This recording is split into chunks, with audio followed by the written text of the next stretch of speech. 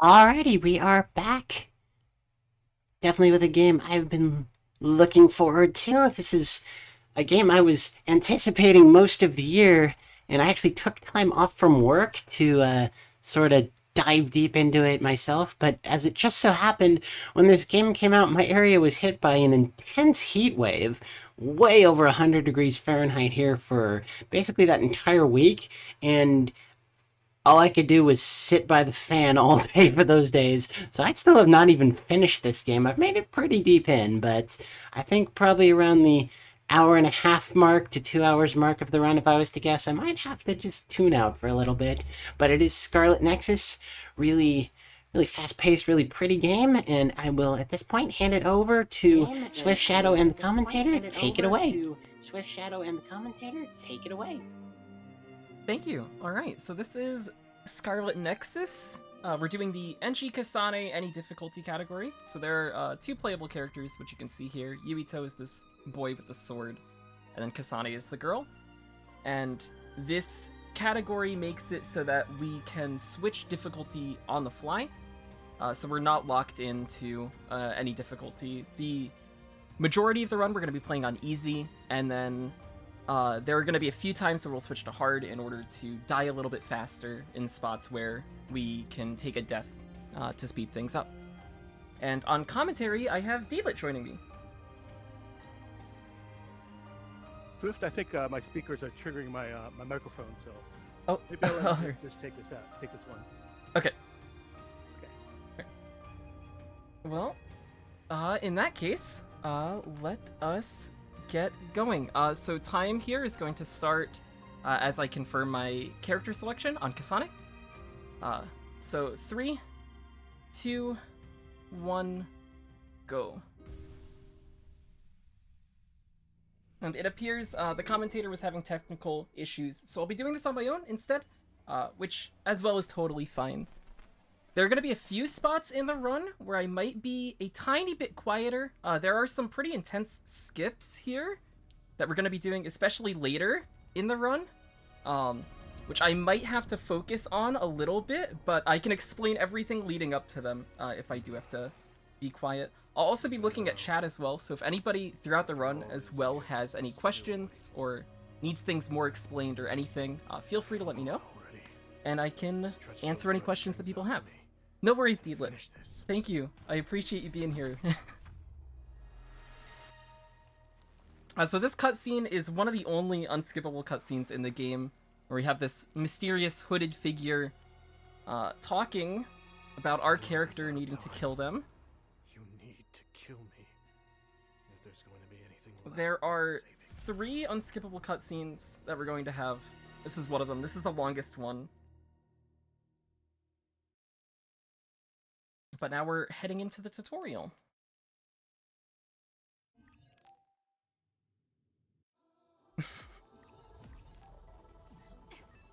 So this is a virtual training. Kasane here is a cadet of the OSF, the Other Suppression Force, which in this world basically there are a bunch of people who have supernatural powers, and then there's this threat, the Others, which are big monsters that we can see here that come in. And Kasane is the top cadet of her class. She's very good at killing things. And this is her last test in order to officially join the OSF as a member. So as you can see there, we have psychokinesis. We also have knives, which with Kasane having psychokinesis, she just makes her knives float. And a cool thing about Kasane is she has range, which Yuito, who's the other playable character who has a sword, doesn't really have the range that she does. And she also has what I'll refer to as an effective range, right? So the knives deal more damage when you're hitting at the edge of your range. So a lot of the time, like here, I'm going to swing from a little bit further away. That time I didn't get full damage. So if I'm too close to a target, I'll end up dealing half damage. And one of the moves that she has that helps keep her dealing the damage that we want her to do is this back step here, which we just got, which repositions you to what the game calls the perfect distance in order to actually get the damage you need. This tutorial also just gave us the ability to rush attack. So as we're throwing objects, we are able to input an attack and it will carry us to our target. We also now get follow-up attacks, which are throws that we can do after hitting a target, and they have 2 hitboxes on them. There's a pass-through hitbox as the item comes to us, and then the actual hit of the throw. So when we are doing follow-up throws, we're going to want to take advantage of both of those hitboxes whenever we can. Something I haven't mentioned yet is we have a psychokinesis gauge, which you can see down at the bottom of the screen above my health bar. It's that purple gauge. And every single time that I throw, it's going to take a portion of that gauge. When we deal damage, or more specifically when we backstep, we end up getting even more psychokinesis gauge. That's what the special is meant for, as well as it being a repositioning tool for us. But that's the end of the tutorial. Now things are going to start picking up a little bit more once we get through some of this dialogue. But there is a lot, a lot of talking in this game. And it's great that the vast majority we can just completely bypass. For story reasons, it's not that great. There is going to be some downtime while we're in movement in sections like this, where I can take some time to explain what's going on in the story. But Kasane is a sister. If you look at the left side of the screen there, you'll see her. She's the blonde girl, Naomi, there. And she is... Kasane is her adopted sister. And Naomi's part of the Randall family, which is a family that focuses on weapon creation. And Naomi's power is precognition, so she's able to briefly see into the future, which is a very, very powerful ability. Not in terms of actual fighting ability, but in terms of planning and other things, it's extremely powerful. Now we're heading over to this street here, and there's going to be another invasion where these others are basically just going to appear in the city. Also, the others eat human brains. I didn't talk about this, but that's the big thing they do, is they just come here and then eat human brains. Which is why they have a whole force to suppress them. Oh nice, I got a double hit on that throw. That's very lucky. So this fight is 2 waves. There's that wave and then a cutscene. And then here the game's gonna tell me how to use items, which we're gonna use a few later on, but for the most part we won't be. Gonna try and stay at a distance here and throw at both of these vase paws. That target switch was good to switch to the one that had more health. And then I'm gonna jump here. It's done. And so the follow-up throws, at this point in the game, we only have a grounded follow-up throw. And that animation takes longer than a normal throw. So throughout the early game here, I'm gonna be jumping whenever I want to do a normal throw after I've done a hit. So on enemies that don't have much health, like that scummy pool there, it makes more sense to jump, do a throw that does less damage, and not have as long of an animation. Sounds good. So that's the Wither Sabbath. That's our first, I guess, mini-boss, kind of? We're gonna see those become regular enemies as well. We're coming up to the next unskippable cutscene. We also just got a tutorial there for our brain points, which we gain every single time that we level up. There is a full skill tree that is called the brain map, which we're going to be using to gain different abilities throughout the run. And here is the second unskippable cutscene, which is the animated intro. This takes about like 1.5 to 2 minutes, just this sequence here. But the song's a banger, so it doesn't become too much of an annoyance while grinding out runs. At least you get something nice to listen to.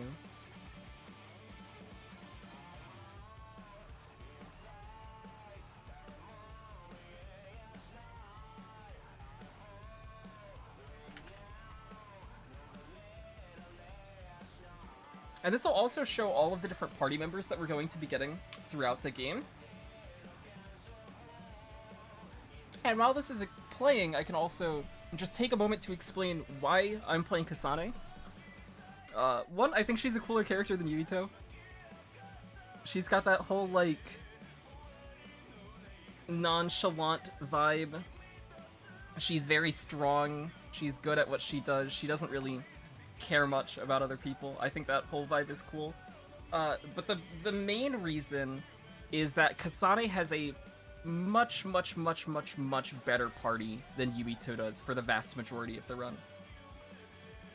There are 8 different party members in the game, 9 counting the other playable character, and the way that the game splits the party members up is throughout the beginning of it, we're gonna get brief points where we rotate our party members around and we get to try them all out. But once we get to the midpoint of the game, it's gonna lock us to a set of characters, and Kasane's are much more useful than Yuito's are, which I'll get into more once we actually do get to that point. But it is good to note up front. Yuito is still a very cool run. There are different bosses that both of these characters fight. There are different areas that both of them go to. The main plot of the story is the same regardless of which character you are playing, but you do get little pieces on each side that the other character doesn't get. Kasane is the faster run. On NG, it's quite a bit faster. Not many people have run NG Yuito. I've done a few runs of it, but I haven't put as much time into it as NG Kasane. On NG Plus, Kasane is still faster, but the difference is only about 5 minutes, I think. Let me know if anything happens. So there I pick up an ability, which is Power Up. There are 2 different attack stats. There are Power and Attack. Attack focuses on the damage that your weapons deal, whereas Power increases the amount that your throws will deal. And Kasane has a higher starting power than Yuito does. That's another difference between the two. Whereas Yuito has a higher attack stat. So he's more weapon focused, whereas Kasane is more throw focused. We also now just got access to the SAS. So each party member here, we have Shiden, who has these batons, and his power is electrokinesis. For every party member in the game, we're able to use the SAS, the struggle arm system, to tap into our party members' powers. So Shiden here will give us electrokinesis, and it infuses both of our throws, so that our throws deal more damage. It'll make them electric, which you can see here. And it also makes our attacks electric as well. I'm gonna kill a few enemies here. I need to kill 3 of these scummy pendus. And the reason for that is that will give me enough XP to get to level 3 here before the boss of this area. And I've killed all 3 that I need, which is pretty great. We're gonna get another tutorial here, which is going to explain left trigger objects. So throughout the different areas of the game, there are these environmental objects that we use with left trigger. And they're very powerful. And a lot of the time they will have a prompt behind them, so like on the vending machines it's gonna want to make me smash them. I double hit on that vending machine so that actually kills that enemy. Doesn't happen all the time, but when it does happen, it's very nice. We're gonna throw a water barrel at this Wither Sabbat, and that's gonna make it wet. And since we have electrokinesis up, we're gonna be able to stun this enemy quicker than normal, which we'll get a tutorial for here explaining what the shocked condition does. Basically just paralyzes the enemy, makes them stuck on the ground for a while where they can't act. I just hit level 3, and that gives us more BP. One interesting thing about leveling in this game is the amount of BP that you get ends up scaling as you level up higher. At the level up from 1 to 2, you only get 1 BP. Then from 2 up through, I don't know what the number is, but up through the next 10 or so levels, you get 2 BP. And then after that, you end up getting 3 BP per level up. So with that BP I just got now, I'm gonna unlock Double Jump. Double Jump is a faster form of movement than just running. And we want to delay the second jump in order to get the most out of that. We're also going to be making good use of Double Jump here. This is Dispin Parry. It has a big tank up on its back, and we're going to be using Double Jump to get up there and hit it. I'm just gonna keep myself in the air here as much as I can. I did get swatted with that arm, which is a little unfortunate. But we're gonna keep trying to just hit this tank until it breaks, and that's gonna cover him with water. Then I'm gonna land here and do a follow-up throw, which will get pass-through damage. I'm gonna rush attack and back off again with another back step, and then do 2 throws here. And then I'm gonna backstep again and try to get into a position where Disp Parry will jump at me. And using that, I can bring this down on top of him. So that is an L2 or L left trigger that we can use. The only time that we're actually allowed to use it is after Disp Parry has jumped. And Disp Parry won't jump until you've done enough damage. You also have to be standing in a good position as well. And sometimes Disp Parry also just doesn't want to jump.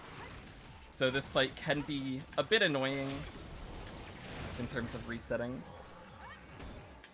There is a demo of this game. I highly recommend it. It is a very, very fun game. The combat is nice. The movement feels good. I'm not sure if the demo is available anymore.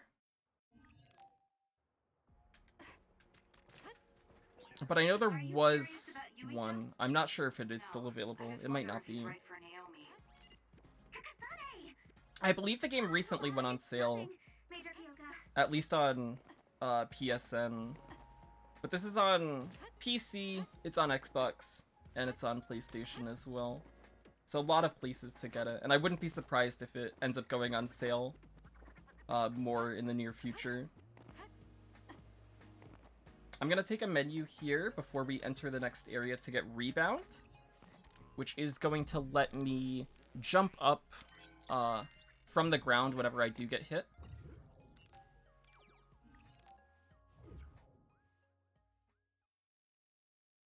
Yeah, a lot of people have compared this to Nier Automata that I've seen. Quite a few people have compared it to Code Vein as well.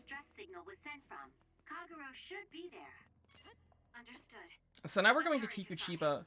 I actually need an item drop here, which I ended up just getting. The Kikuchiba Environment C. That's going to be used for a gift later on. And we have a new party member that we have access to now, which is Kyoka. You can see her there. Her power is duplication, and what that's going to allow us to do is it will duplicate every thrown object we do. The duplication won't do as much damage as the initial throw, but it's still a good damage increase, especially on enemies that end up having hard shells, which we'll see in a little bit here. It helps take their shells down quite a bit quicker. We also now have access to brain crushing, so under enemies from now on, where they normally just had a health bar, now they have a crush gauge as well. And when that depletes, we're able to do what's called a brain crush, and it will instantly kill them if they're normal enemies. On bosses, it'll instead do just a large amount of damage.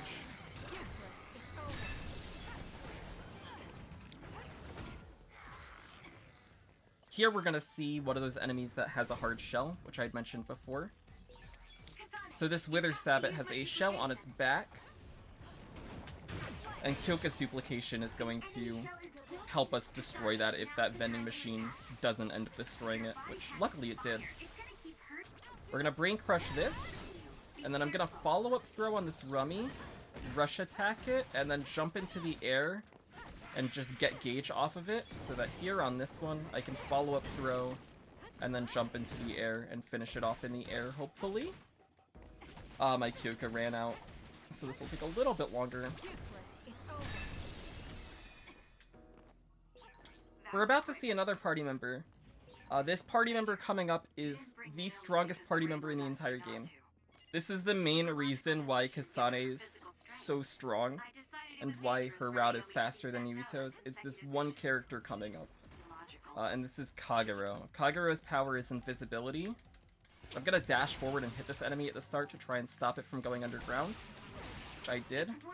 I'm gonna hit here and do 2 follow-up throws. And before these throws hit, I'm gonna go invisible. Invisibility makes enemies lose track of you. It also guarantees that your next hit will be a critical. That includes objects that we throw that are mid-flight and haven't connected yet. So on these follow-up throws, I can hit and then start throwing an object, and before it connects, as long as I put Kagero up, the throw is guaranteed to crit. Crits do a ton of damage. They also drain that crush gauge a lot more. So Kagero is very, very, very powerful. Unfortunately, we won't see him for a while. Again, we get a little taste of him here, but he's gonna disappear for a bit. But we'll be seeing a lot of use of him later. So this is the first standby of the run. The game is structured in phases, which are your chapters basically. And after each phase you get a standby, which you come to this hideout here, which is, I believe the story justification is it's just an unused building of the Randall Corporation, which is Kasane and Naomi's family. They just have this storage unit that they weren't using, and so we just take it over and have a hideout for our team. And in there we can do bond episodes with our party members, which will increase their bond levels, and that gets us different abilities as we go up in their bonds. You can also make gifts for your party members and gift them out, which also helps to increase their bonds. We're in the middle of a bond episode right now with Yuito, who wanted to talk to us. The reason Yuito wants to talk to us is, in order, when he was a kid, he was inspired by an OSF soldier who ended up saving his life by killing an other that was attacking him. And that OSF member looks exactly like we do. And so he's confused about how that is the case, and he wants to know more about us and all of that stuff. We also now have access to Yuito's SAS, which is also incredibly powerful. Since he has the same exact power as us, he also has Psychokinesis. We're able to synergize with him, and we're going to do a Psychokinesis field, which will grab just a bunch of the objects that are near us and throw them out at the enemies. If you're lucky with how those hits play out, you can actually wipe this whole fight out with a Psychokinesis field. I've had it happen maybe 3 out of like 40 or 50 attempts. So it doesn't happen often, but when it does happen, it's very nice. That's going to be the end of this standby. And we're going to continue on into phase 2.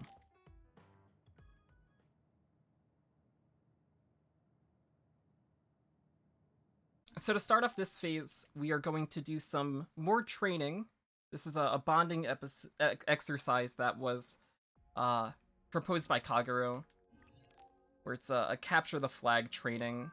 So we're going to just fast travel to the OSF training facility, because that's where we have to go. The game finally unlocks our fast travel here.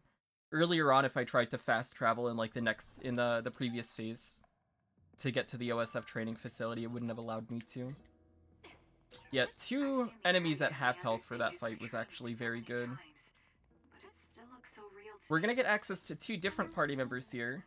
We have access to Hanabi, and we have access to Tsugumi. So Hanabi has Pyrokinesis, which much like Shiden, will infuse our attacks and our throws with fire.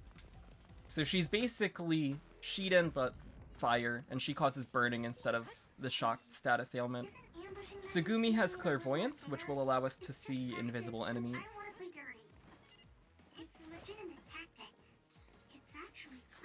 So coming up here, I'm gonna put Hanabi up to make my damage a little bit stronger. Gonna kill this Scummy Pendu in the air, and then throw at these other 2. And then immediately put Tsugumi up so I can see these enemies. You'll see they're highlighted in green. That means that they're invisible. And once I have hit them, they will come out of invisibility. If I can target this one, there we go.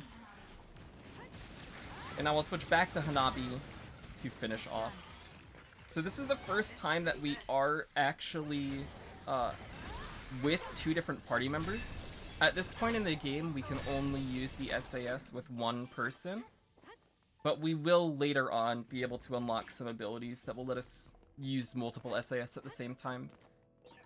So here, whenever I try to activate more than 1 SAS, it's just going to remove the other one and put up the one that I'm trying to put up. We're gonna use an LT here to spin these bars on the enemy in the back. And if I'm lucky, this will kill all 3 of these. Which it almost did. That Sawspaws is alive at a little bit of health. Just gonna hit it so that it dies.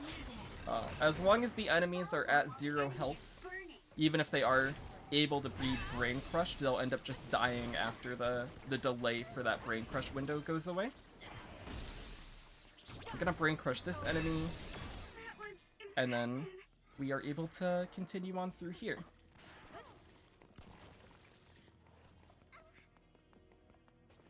Yep, exactly.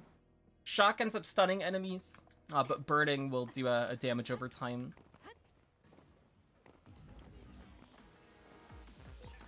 And like with shock, when enemies are wet, it makes them easier to shock.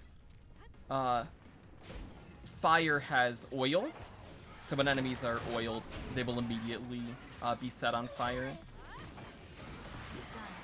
I wanted to grab a pole here, but unfortunately I grabbed the wrong left trigger object and grabbed a vending machine instead. So this wave is a little bit slower. That's okay. We're gonna pull this wave, and if I'm lucky, it hits 1. That's fine. What I can do here, because I didn't use this pole at the start, is I can grab it now. Hopefully it'll hit all 3 of these. Wonderful. That's actually really nice.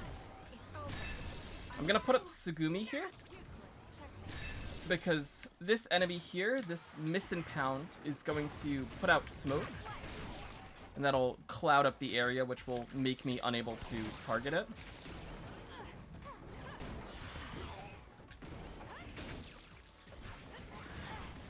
Ow, the Miss and Pound from out of the fight's attacking me now too. Wonderful. Cool, alright, we've got 1 enemy left. I can double throw at this, and it should die. The good thing about that fight taking a little bit longer is that things were able to damage me more, which is a good thing here, because we're gonna try to die here. Really? That's high praise. It's embarrassing, but yeah. So this is one of the fights in the run where you don't actually have to win. I'm gonna menu here and switch to hard mode. This is one of the things that the any difficulty category allows us to do. And what I want here is, this is a fight with Yuito, and I just want him to hit me over and over again. So that was a fast Yuito fight.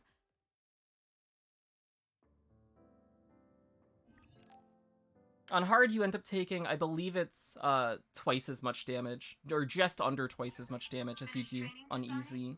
I just saw Yuito near Sumeragi Tomb. I think easy takes 80% of normal damage, whereas hard takes 150%. I want to talk to him. So it's just under 2 times as much. We are going to switch back to easy here. I'm gonna warp up to the Sumeragi Tomb. So other story stuff. Naomi has a crush on Yuito.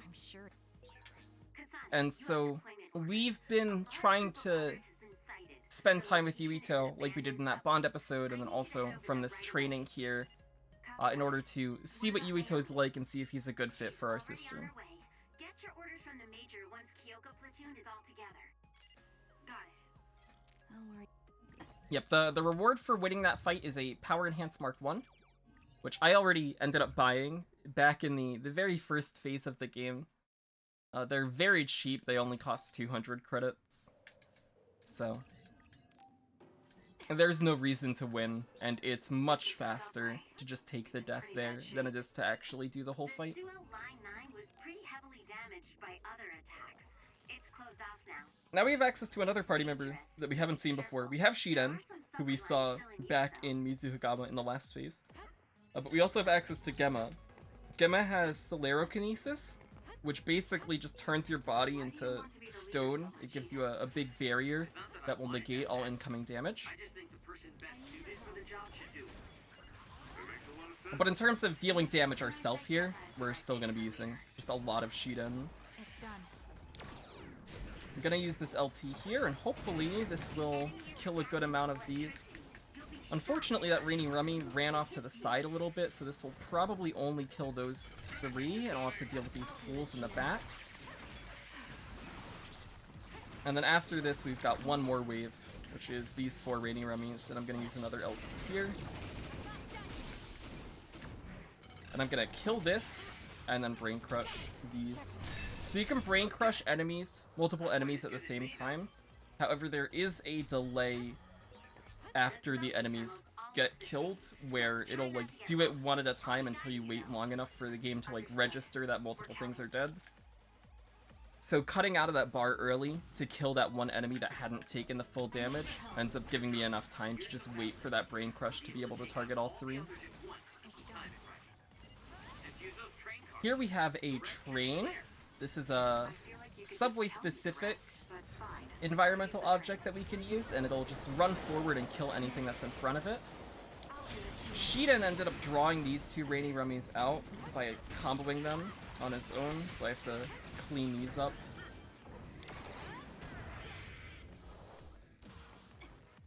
We also now have access to something called Brain Drive, which you will see down on the bottom right, or bottom middle to the right side of the screen, right to the left side of where Shiden's name is. It's that little swirly meter that fills up.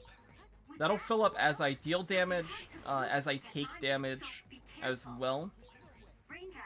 And once it's maxed out, I have to hit something and it'll put me into Brain Drive. Brain Drive increases my stats. It will also decrease the amount of gauge my throws end up costing. And it'll also make all of my thrown objects come out faster than they normally would. And now that I'm in Brain Drive, that gauge is just going to deplete over time until I end up running it out. We're gonna grab this train and hopefully this will kill 2. Only killed 1, but that's fine. The good thing is we're in Brain Drive here. These rat ruts have hard shells, which we want to break with thrown objects. And since we're in Brain Drive, our throws cost less, so we're able to get these throws out more. And this throw should kill that rat rut.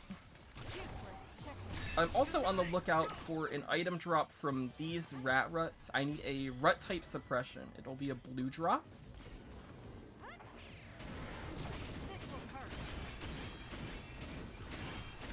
Which I need to see that before Phase 6. If I don't see one before then we're in a bit of a rough spot.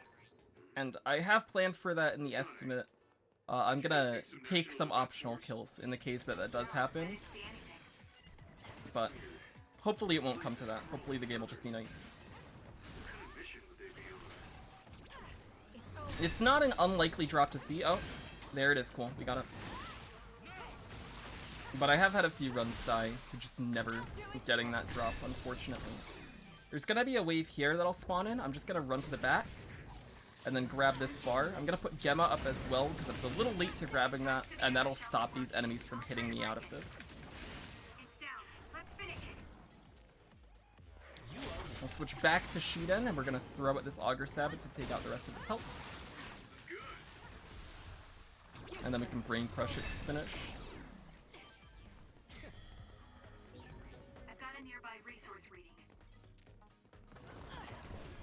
We're gonna rush attack there to get to this trigger for the next area a little bit faster than our normal run would allow us to, which is nice. We have a long fight coming up here. This is the last fight of the subway. I'm gonna level up partway through this fight.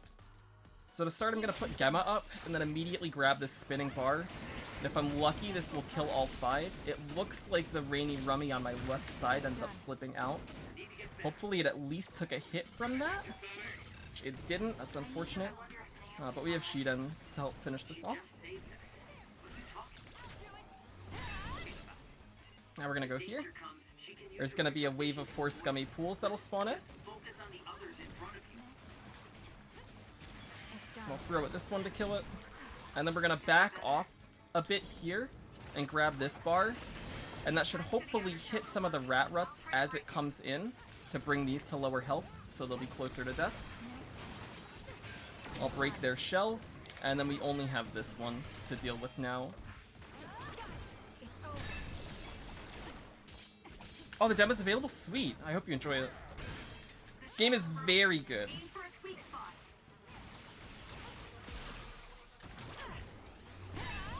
And now I'm gonna level up before this next wave.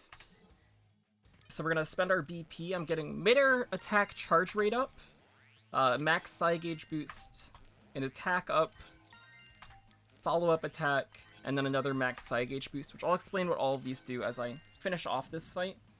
So mid-air charge rate up makes it so that any hits I'm doing in the air from now on will refill my psychokinesis gauge more than I did before.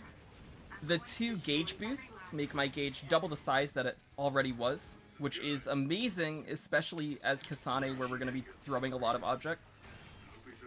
The attack up is going to increase my weapon attack, so all of my knife hits are going to do a bit more damage now, and follow-up attack increases the damage to enemies that are knocked down. And that applies to both my throws and my knife hits. This fight has not played out too well. I've been getting hit out of a bunch of stuff, which unfortunately is going to drain my brain drive a little bit lower than I would have liked. But that's okay. Yep.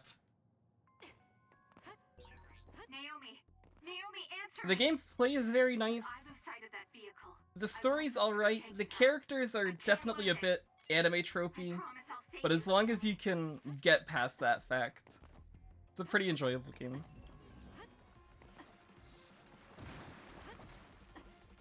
So my brain drive is a bit lower than I would have liked because of how that subway fight ended. We have a boss coming up here, which will be Kodama Malone. And if things went better, then I would be closer to being full on brain drive, and I'd be able to trigger brain drive on her fight. This is a bit too low that even if I go out of my way to get a few extra kills, it'll still be lower than I would need it to be, and going out of my way for those extra kills with the amount that I do need would end up taking longer than having brain drive on Kodama would be worth. Yes, brain drive also increases your movement speed, which is very nice.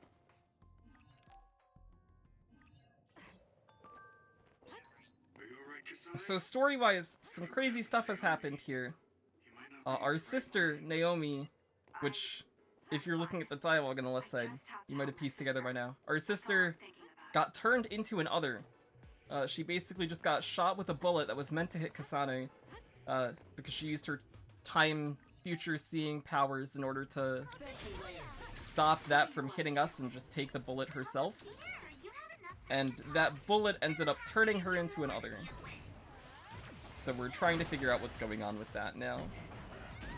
So this is Kodama. She kind of just shows up and says that she's gonna kill us. She's also part of the OSF. She's a higher ranking member than we are. She's one of the Septentrions. I'm gonna double backstep here before I brain crush her. I did crit, which is very nice. Helps her break earlier. I'm gonna put Shiden down here. We'll deactivate him. I'll grab this barrel. That's gonna let him recharge as this barrel's coming up. And hopefully he'll fill up as I'm doing these throws. Yeah. I'll hit her to stun her. Oh no, the water ran out. So she doesn't stun. She's gonna move around. She might dodge some of these. She didn't. Cool. Okay, we're gonna take a menu here, and I'm gonna remove Shiden from my party. And this is gonna be a theme that we'll be seeing a lot of throughout the run. On humanoid enemies, which Kodama is one, they have 2 different brain crush animations. There's one for brain crushes that don't kill, and there's one for brain crushes that do kill. And the brain crush that does kill has a longer animation where it will pan out and show your party members charging up to brain crush with you. However, the game will only play that animation if you have 2 party members in your party. As long as we only have one, then the game will always default to the shorter animation that gets played when the brain crush doesn't kill. That animation is about 5 seconds shorter, So we're going to be taking menus before killing these humanoid bosses in order to remove a party member, and it'll end up saving a few seconds every time that we do it.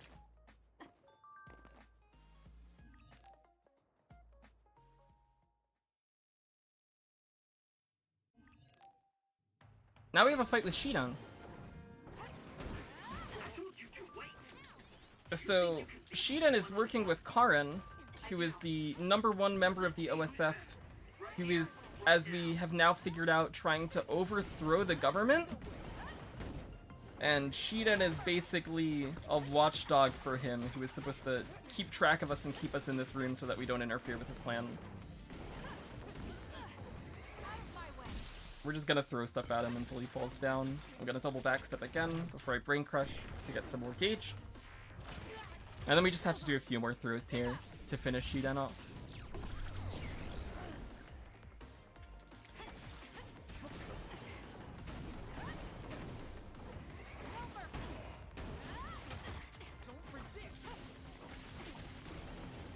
This one shouldn't take him down, but we should defeat him in a few hits here. Cool.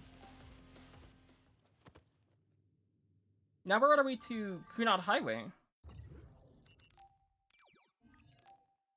We're getting 2 different party members that we haven't seen yet, which are Arashi and Luca. Luca, who we're going to use first here, has teleportation, which is the fastest form of movement. It changes your dash startup to just a teleport dodge, which is faster than running. It also makes it so that when you attack an enemy that's within range, you'll teleport to them, which lets us cover some pretty long distances. Arashi's power is hypervelocity, which allows her to move super quickly, and what that means for us is it slows time. And we're going to be seeing a lot of that later on. So I'm on a bus here, which is the special LT of Kunad Highway. We're going to be using this bus to go all the way up through here, take us into the next fight, and I'm going to blow up the bus here, and if I've timed this properly, it should kill a good amount of them. This enemy in the back ended up flying a bit further than I would have liked, so we'll brain crush that here, and... oh, this avoided it as well. So we're gonna see these enemies, those flying enemies, they go all pink and move very quickly, and that's an indication that you can't hit them without using either hypervelocity to slow time. Lucas' teleport will also catch up to them, and Kagero, who can go invisible, can also just make them lose track of you, and then they'll stop running around all fast. So I'm gonna go hypervelocity to slow this thing down so that we can throw at it, knock it out of the air, and I'll teleport attack to it to finish it off.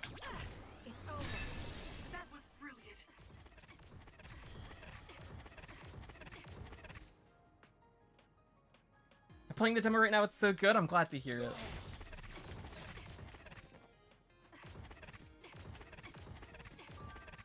So now we're gonna make our way up here. There's gonna be another bus that we're gonna grab. And we're gonna grab this one here that's right in front of us. And just immediately turn around so that we face the way that we want to go on this wall. And then again, we're gonna blow this bus up as we get up to these enemies here.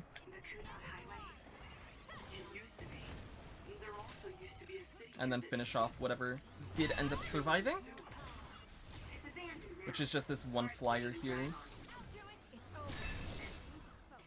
Gonna run over here. This Bronion's gonna go underground and then target, hopefully, me, which this tanker will cover him. And then I'm gonna immediately go back into hypervelocity and throw objects at these flying enemies in order to knock them down. Brain crush them here, and then we just have to finish off the Bronion.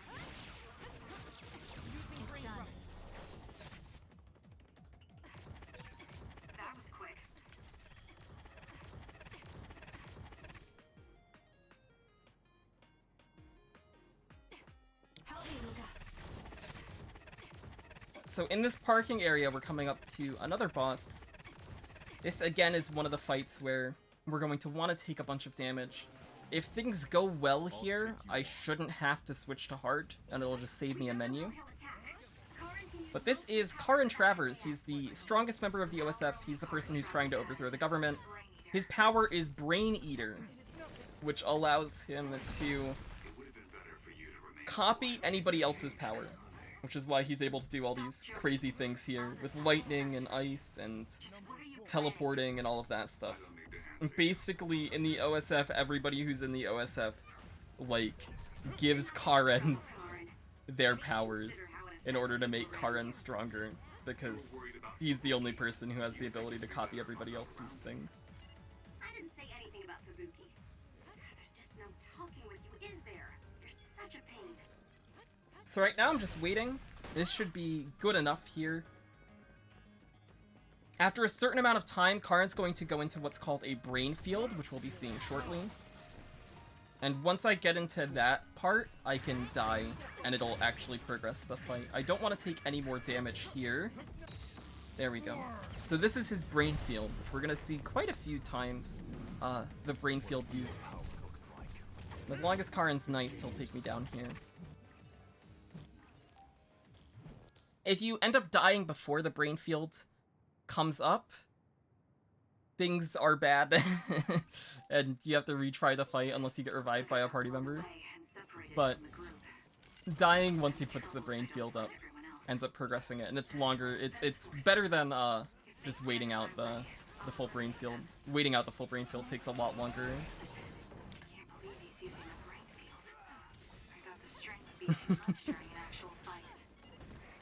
It's great. His name is great.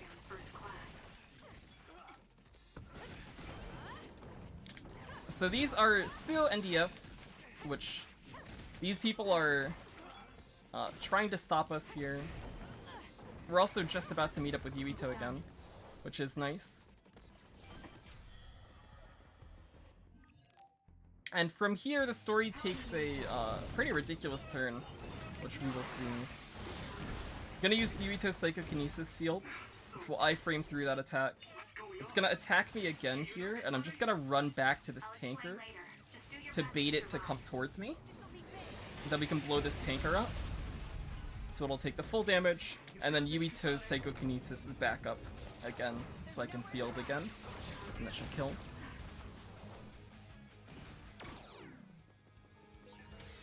So Yuito's ability, as a default, he just makes your throws cost nothing for your gauge. But he also has that Psychokinesis field, which is the main way that we use him, especially early on.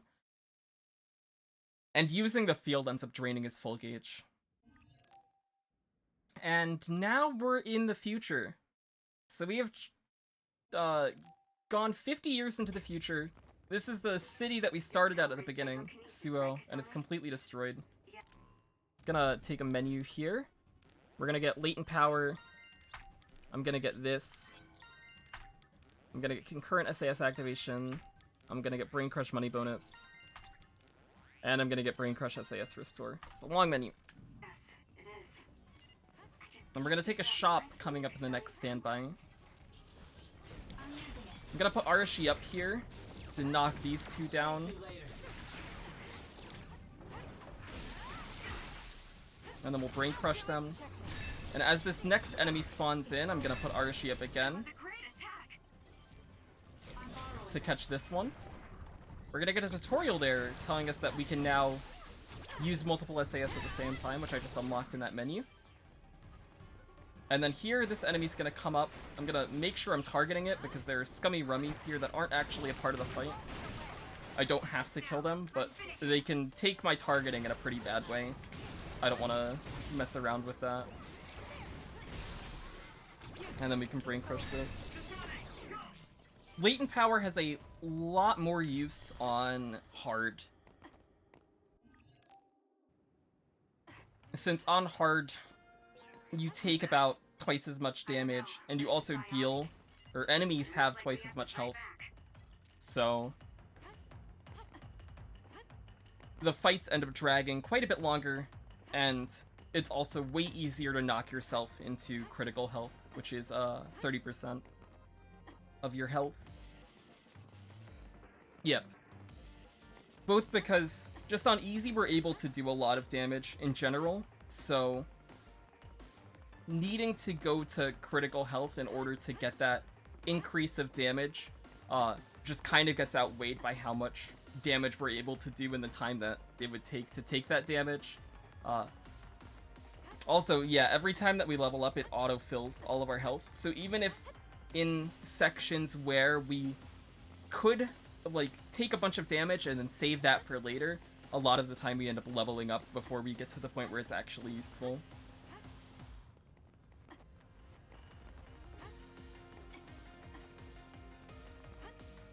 This fight, so this is against the big hat guy, which, spoilers, we find out now, this is Yuito, the sword boy, and he's blind now, and he's just here.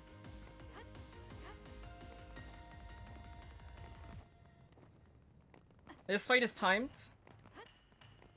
You can end it by taking him down to 50% health. On NG, we don't have the damage output to be able to do that. And any extra animations that we take, like perfect dodging, slowdowns from hitting enemies, all of that stuff just adds to the amount of time that we'd have to wait. So if we do anything unnecessary there, we're actually just losing time compared to waiting that fight out. On NG+, you're actually able to deal as much damage as you need to in order to progress that fight faster. Because you can come in at level 99 with a bunch of crazy equipment and just do a ton of damage.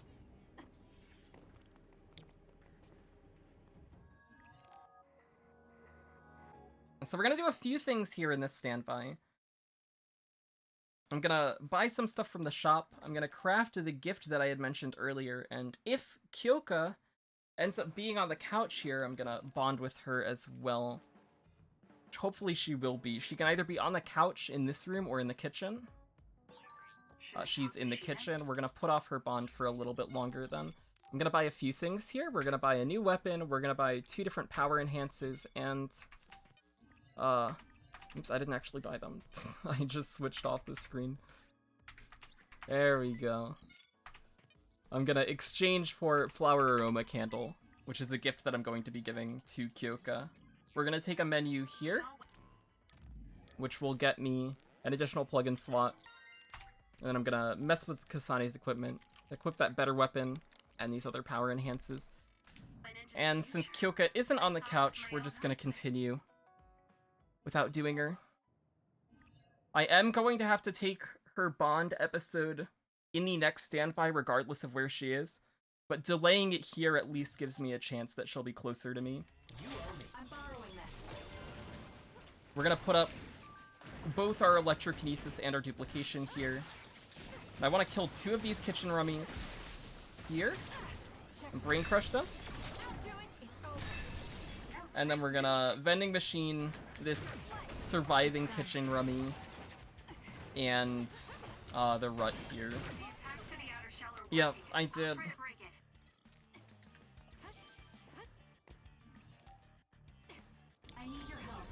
We're gonna throw at the Seiron NDF and rush to the back. And then we'll combo these.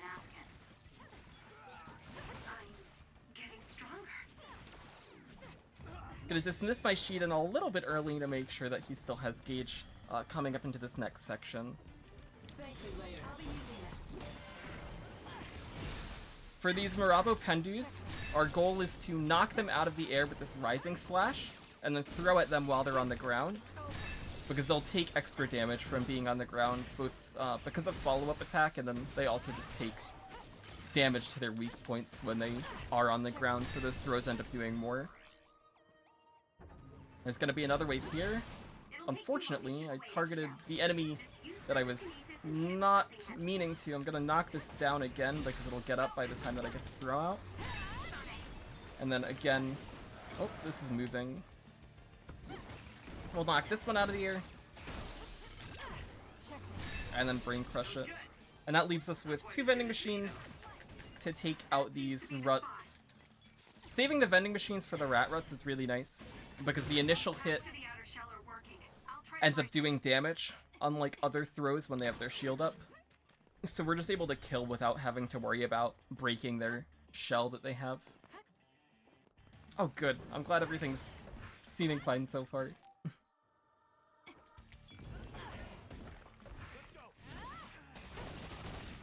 Here we have a bunch of other Seiran NDF that we have to fight. So there are two different factions at this point in the game. There's Suo, which is the city that we're in now. There's Seiran as well, and then later there will be Togetsu. And they all are kind of awful, and they all have their own agenda, and they all just really suck. But the Seiran people are like here doing bad stuff, and we gotta kill them. Because they're trying to stop us.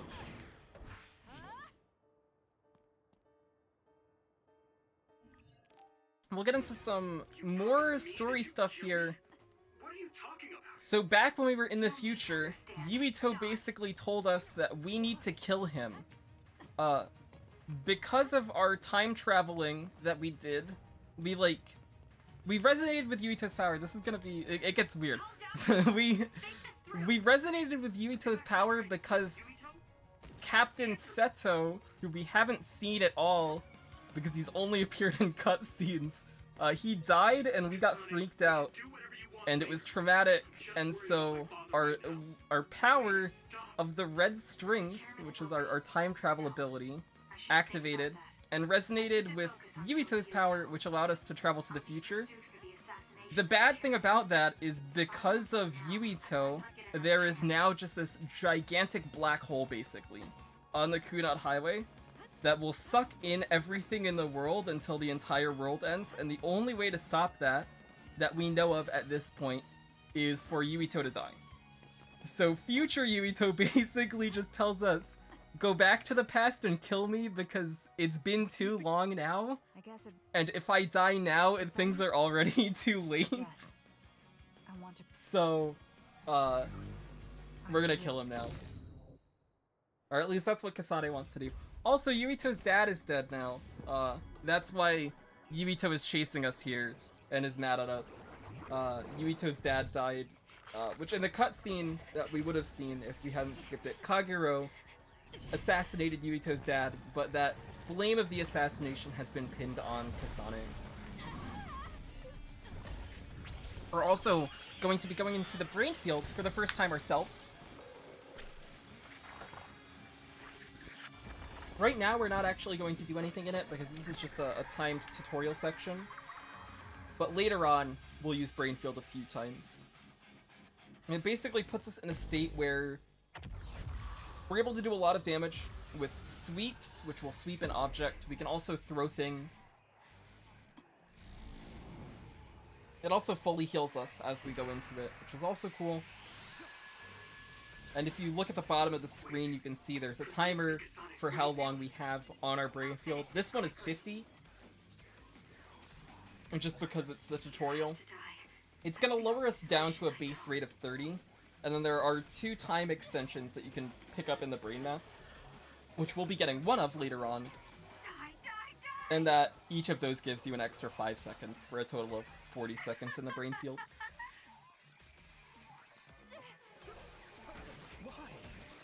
Yes, the red strings start becoming entangled. There are entanglements, which we will see later on.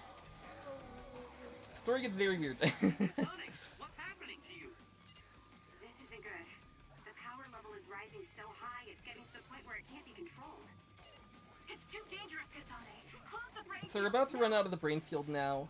The game's gonna tell us that if we run out of time, we lose control of the brain field. And it'll put us into this warning state where we're not able to move or do anything except for close the brain field. And if you don't close the brain field before that warning state ends, you just die. There is actually an achievement for letting your brain field run out and dying. For real. Forget that. Why did you assassinate Chairman Sumeragi?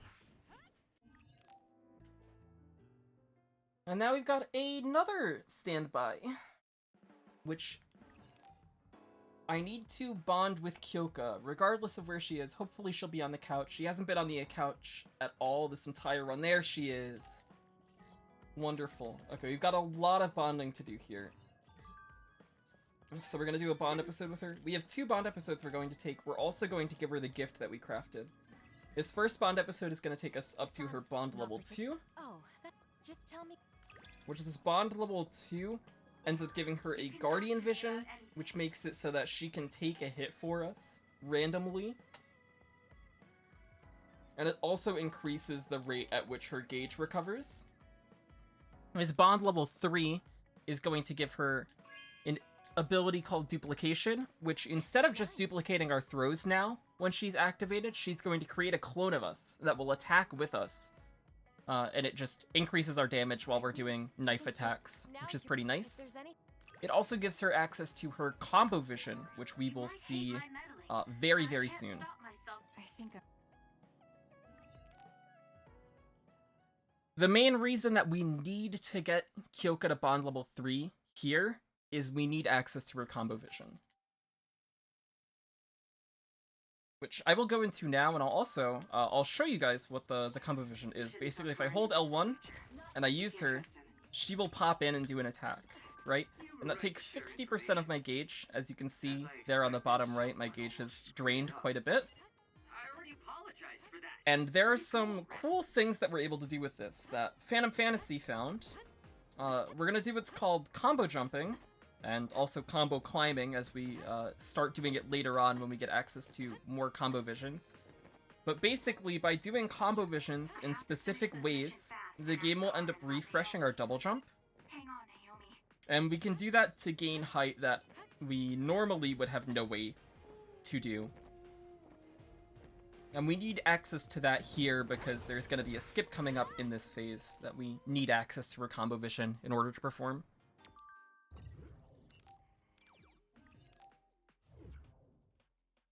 Story-wise right now, we're working with Karen. Karen basically said, I know where your sister is. Seiron has taken her as an other and has, like, trapped her in this facility here. And if you work with me, I'll make sure she doesn't get hurt. And we have nothing better to do, so we're doing that. But we're also going to immediately directly defy his orders to just, like, not do anything stupid by going into where they're keeping our sister on our own, alone, for no reason. I'm gonna take a menu here to get Aerial Dash and also Psychokinesis Crush Effect 1. Aerial Dash will let me dash in the air once. Psychokinesis Crush Effect 1 will make it so that my throws do more to the crush gauge, which is pretty useful. It's a little bit, but it adds up. And I remove Kagero for a fight later. So we're gonna do a few things here. I'm gonna jump, turn my back to this. I can turn my back, and then backstep and dash up on top of this light. Jump up here, get up here, and then we're gonna run, double jump and dash over to this. Jump on top of this pipe to get up to the ceiling here. And then I'm gonna backstep into the corner and do Kyoka's combo vision with my back facing the corner. And that refreshes my double jump so that I can jump out of the ceiling. This is a skip that was found by Phantom Fantasy. It's very cool. And then this is an extended part of it, which I'm gonna use a setup that Close to War found. We're gonna jump down here, double jump, turn my back, dash, backstep. Ooh, I jumped early, but that's fine. That refreshes our double jump so that we can jump and hit the trigger for this door from underneath.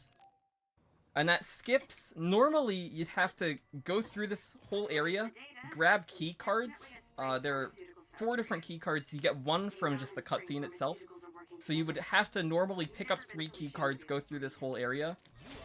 And that skips getting all of the keycards that we would normally have to get, and a bunch of movement that we would have to do, and 2 fights that all take a while.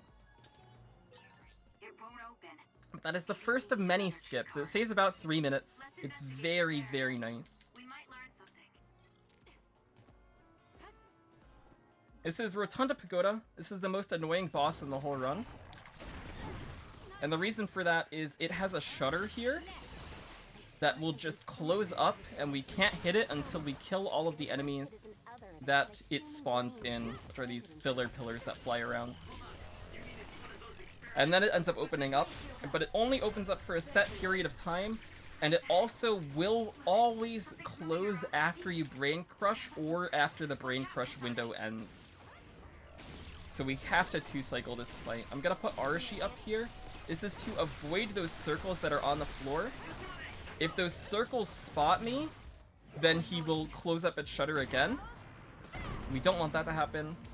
Now we have another wave of enemies that we're gonna be taking down. This wave is substantially worse than the last one. It has a bunch of additional enemies that we didn't have before, but it also has these machines on the sides that are just going to spew out electricity, and if I take too many hits of that as well, it'll just shock me, and then I'll be paralyzed on the ground, and it really sucks. Luckily, we haven't gotten shocked yet, but this filler pillar is backing itself into the corner a bad way. There you go. Gonna put up both Kyoka and Shiden again, and we're just gonna throw things at the center here. Those circles in the middle end up speeding up a lot on this second wave here. I want to get one more throw here, so I can grab an object there. We'll put Arashi up again to slow time. I'm gonna want to throw an object here, do a bit more damage, and this Brain Crush will kill.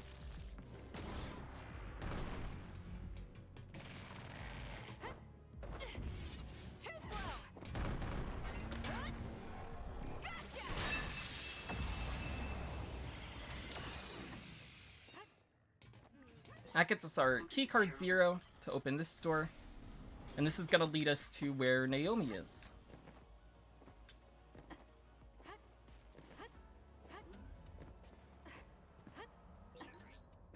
That fight can go very, very, very poorly. If any of those circles end up overlapping with you, then it closes its shutter and you have to deal with a whole extra wave of enemies.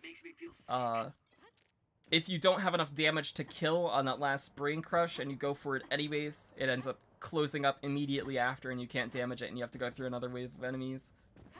Can be very annoying when it goes poorly. That voice. Yep, normally, so the way Brainfield works is that once you've triggered Brain Drive and then run half of your Brain Drive out, you get a charge of Brainfield, which will allow you to go into your Brainfield.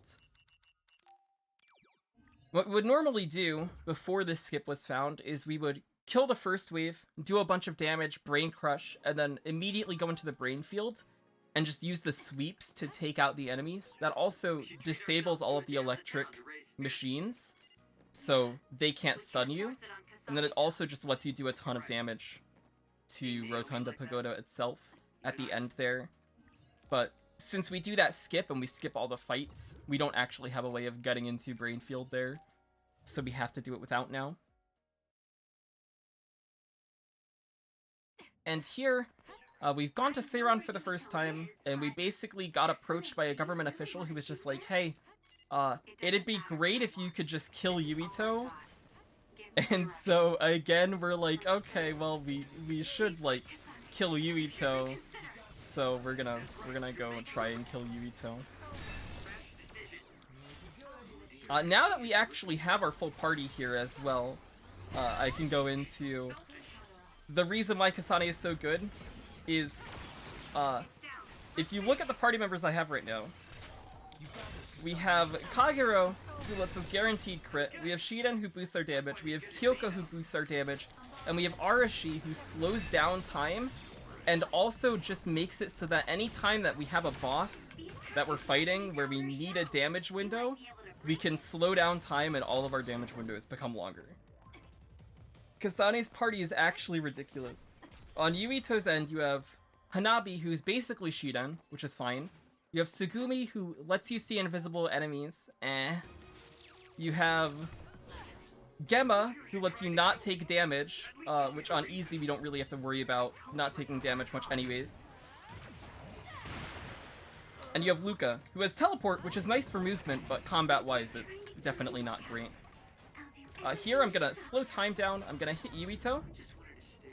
Oh, he hit me out of the time slow. That's actually a bit of a problem. We're gonna double throw here. I actually do need gauge here, so I'm gonna hit him again to get gauge, and we're gonna swing this pole at him. And that should do enough damage here to kill Yuito at low health here will go into a brain field, so it's very important that we end up beating him before he's able to do that. When you're in an enemy's brain field, you can't use your psychokinesis at all, so you basically just have to hit things instead of being able to throw and deal a bunch of damage. So it's very nice to be able to avoid going into his brain field there. We're gonna shop here and get a... I want to exchange. Buy plugins, power enhance 4. There we go. Might be good to talk to. And I'm gonna take a menu here, which we're gonna get shorten item usage cooldown, which isn't very useful, but it allows us to get aerial follow-up attack, which is very useful. And I'm gonna put this power enhance on. Then we're gonna do some more bonding. We're gonna bond with Kagero twice, and we're gonna bond with Arashi twice. That'll let our bond levels with both of them hit level 2. Yep, it also fully refills his crush gauge, so that if you can't kill him in the brain field by just bringing his bar down all the way, you'd have to brain crush him again in order to get the brain crush kill. It's really bad when enemies go into brain field. And a lot of bosses from here on out that are humanoid bosses, all the humanoid bosses except for Kyoka, could potentially brain field me if things go very wrong from here on out.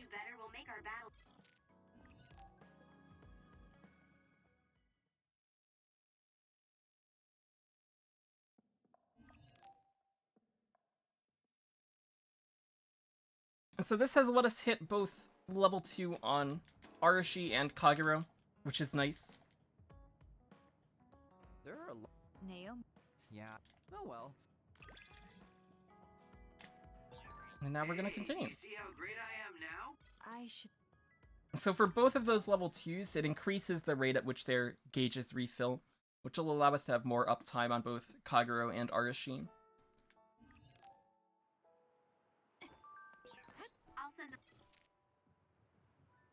Here I'm gonna go invisible before this fight starts, so that these enemies don't take notice of me, and then we're just gonna throw things at them. I'm gonna go invisible again, and then we're gonna throw at these two.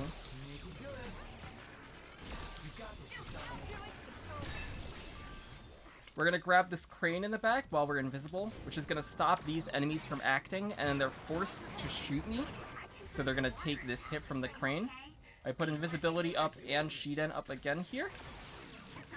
We're gonna take out this Saliva Santa. I'm gonna jump and throw at him because he's got a good amount of health left. And here we're gonna run forward to this winery. And I'm gonna put Arashi up, hit from behind, and do 2 follow-up throws, both with Kagero on this winery's weak point to kill it. And then put both Shiden and Kyoka up to throw at this cut rut and kill that with a crit from Kagero at the end.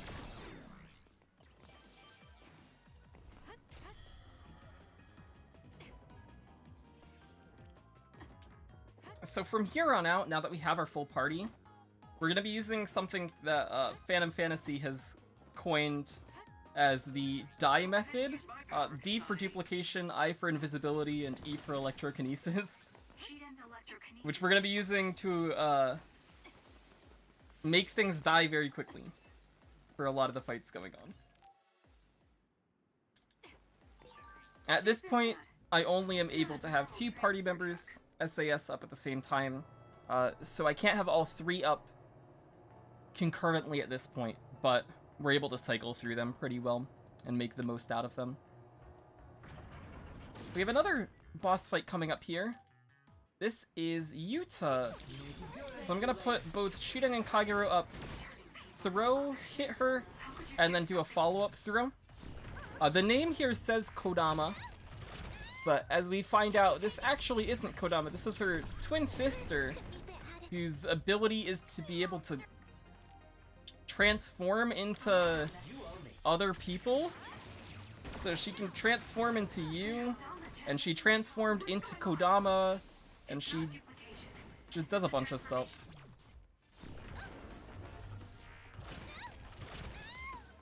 Don't underestimate me.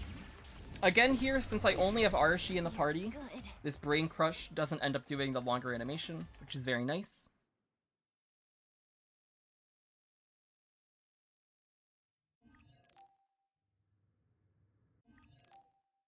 We're gonna fast travel here. We're back in that research facility.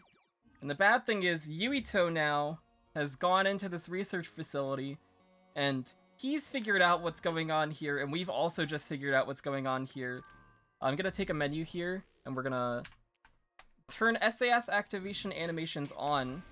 And the reason for that is I need to stall here. We're doing something called SAS stalling, so I'm gonna put Arashi up, and then spam Shiden 3 times. And then combo Yuito, and spam Shiden another 2 times, and then grab this floor. And that will hit both Yuito and Gemma. I'm gonna drink again here. And that refills all of my gauges. We picked that drink up back in the subway. Do a throw at Yuito, and then throw another floor. And I'm gonna hit Yuito once just to be safe on this damage here. The reason that we need those SAS activations on is so that I can actually stall there. Gemma at the start of that fight puts up a barrier that lasts for 10 seconds where you can't take damage. And by having those SAS animations on, we're able to just stall there and wait out the 10 seconds. And that floor that we throw at the start ends up hitting both Gemma and Yuito. Gemma's first action in that fight is to put a barrier up on Yuito that shields all damage Yuito would take until you kill Gemma. And so by doing the fight that way, we're able to skip the Gemma kill. It goes really, really, really badly if things don't go that way. It went poorly in my PB, and I lost a minute there. But when it goes well, it's very nice. But story-wise, the reason we had to fight Yuito there is this research facility is making medicine out of human brains and also feeding human brains to the others in here, and Yuito found out that there are all these human brains that are coming here, and he doesn't like the fact that there are a bunch of human brains, so yeah.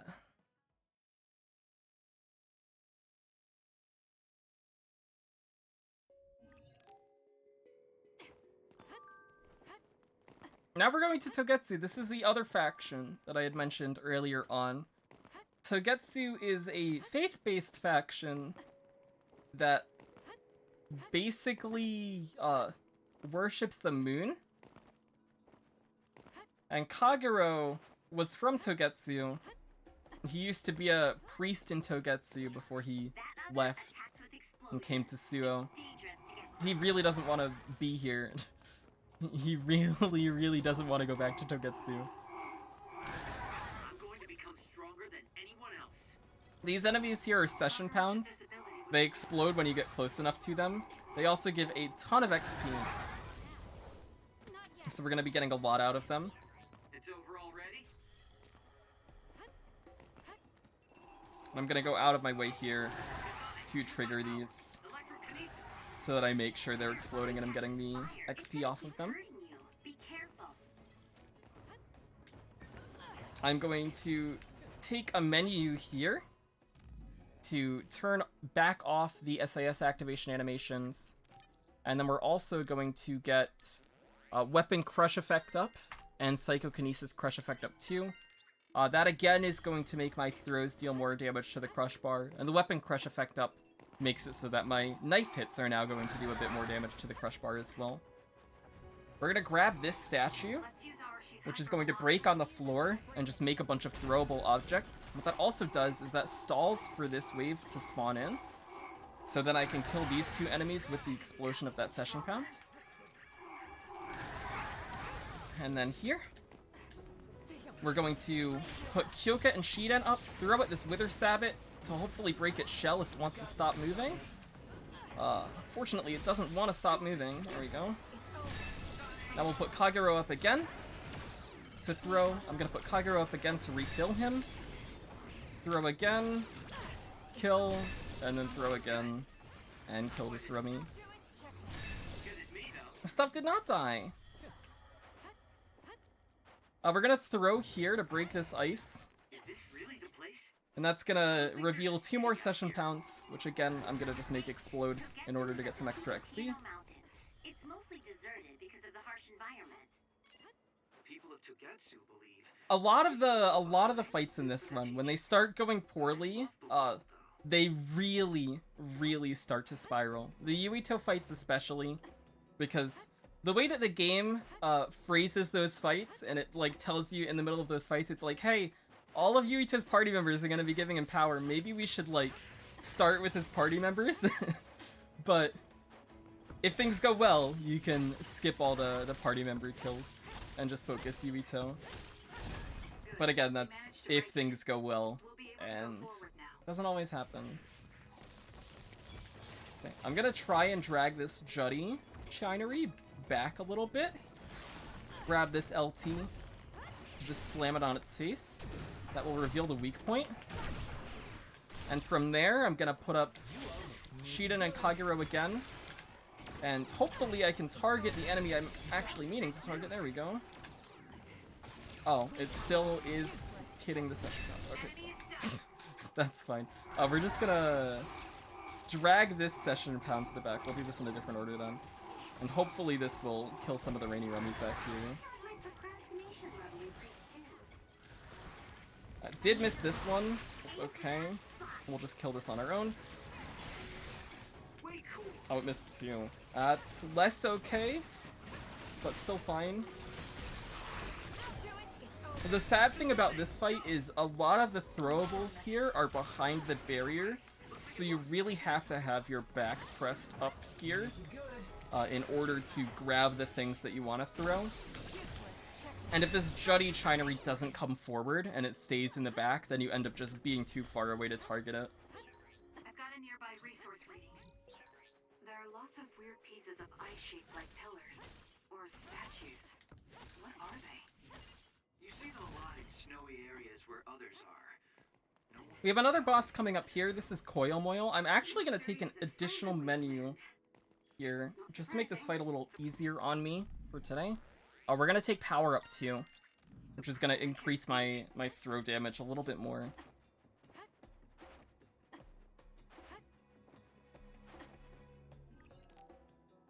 I'm going to put Kyoka and Shiden up here. We're going to throw it, and that's going to get rid of Koyo Moyo's shell. We're going to do 2 throws here and put Kagero up before each of them so that they crit. That leads into our first Brain Crush here. And I'm going to immediately put Arashi up, dash forward, backstep, and then again do another 2 throws. Put Shiden back up, backstep, and then do another 2 throws. Again with Kagero up, and that breaks and I can kill. Koyo Moyo likes to go underground. With doing the fight this way, Koyo Moyo never gets a chance to do that. Whenever it goes under, it puts its ice shield back up. So having a fight where it doesn't get to do that is very nice. The Archivist is everywhere. It's crazy. Are you okay, Kyoka? Oh, sorry. I shouldn't sigh. I just have a little... So Kagero has left our party here. He said that he had to go meet with someone. But everybody in the party basically just calls him out on not wanting to go to the Togetsu church. So he's gone for now. Also, reoccurring plot thing that has been skipped up till now. Kyoka has headaches. She gets very bad headaches. And she's getting a headache right now.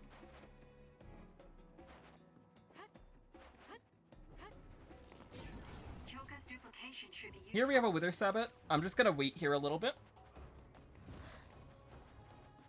The time it takes to kill this Wither Sabbat doesn't actually matter. A lot of these Togetsu fights have session pounds that spawn in. And these spawn in either in waves or one after the other most of the time. I'm gonna hit this now to trigger my Brain Drive. I just wanted to do that a little bit later after one session pound had come in. Brain Drive on the right side of the screen, you can see, ends up giving an XP modifier that'll count up as things die. And so that's gonna let me just get a little bit of extra XP from all of these kills. Oh, I used to do that, and then I ran Plat Trophy twice, and then I realized that Knowing which enemies I'm fighting in which areas ends up mattering a lot for that category, and now it's just stuck with me. I am low on health, I'm gonna heal here.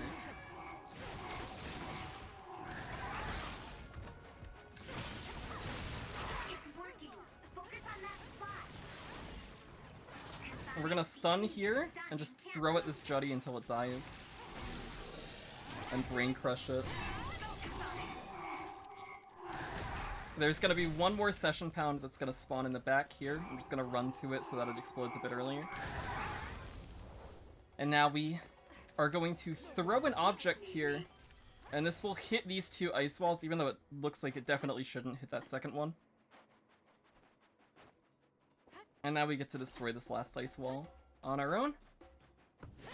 And we're at the Togetsu Church. It's this lovely, magnificent, pure white building that's not at all menacing in any way.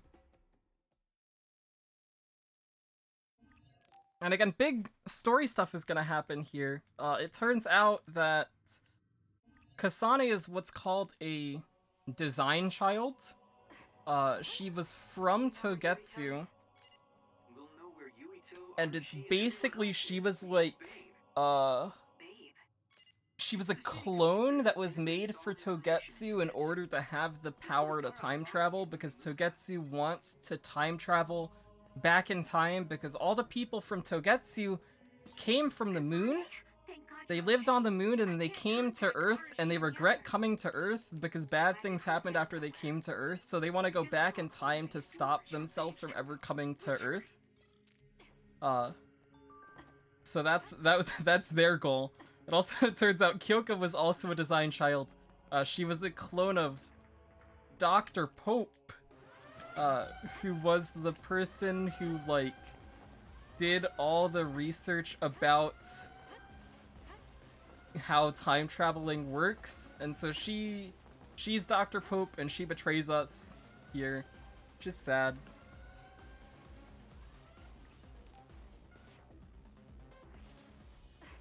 Oh, I think that gets revealed at the end of this phase, yeah. What's all that commotion anyway? Is that because of us? It's Yuito platoon. I don't know what they're doing, but they're in Togetsu too. We were able to save you.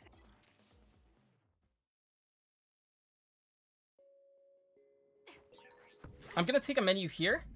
We're gonna remove Arashi from the party.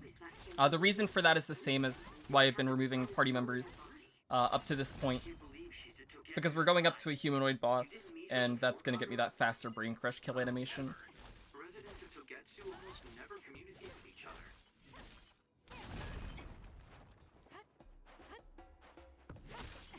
But we don't have Kyoka in our party anymore, so we can't duplicate.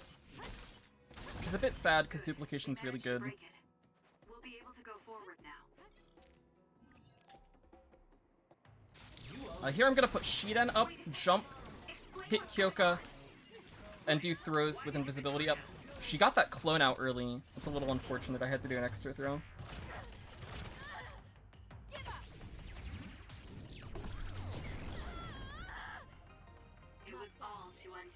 Whoa, that was interesting. I actually haven't had that happen before. The health bar was locked onto the clone, so it looked like that brain crush did no damage, even though it did. Because it was tracking the clone's health. That's very interesting.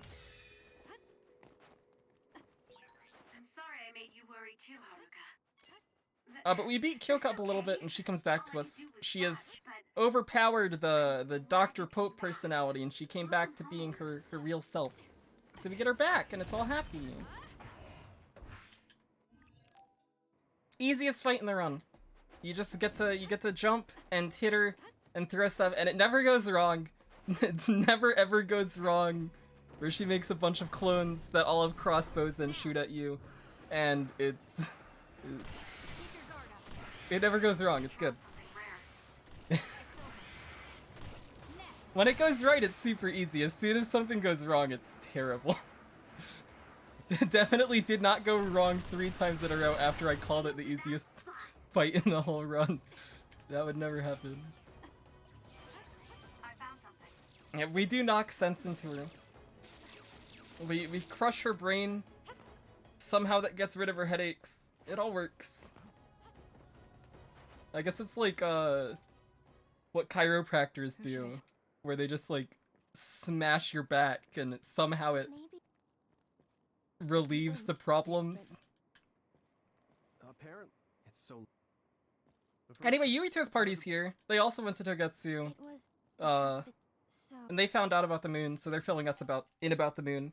We also find out that Kagero actually is one of the people who came from the moon originally. And he's very old. But also, I never even talked about this. The OSF have anti-aging drugs, which everybody is on that's in the OSF. So nobody in the OSF actually appears to be the age that they actually are, because they're all just on anti-aging drugs. Yeah. I'm gonna menu here, we're gonna remove Kyoka, I'm gonna brain map and get Overkill, which doesn't matter at all. Brain Crush should expand, which gives me more time before going into Brain Crush. And Concurrent SAS, which is going to make it so that I can now have 4 party members up instead of 2.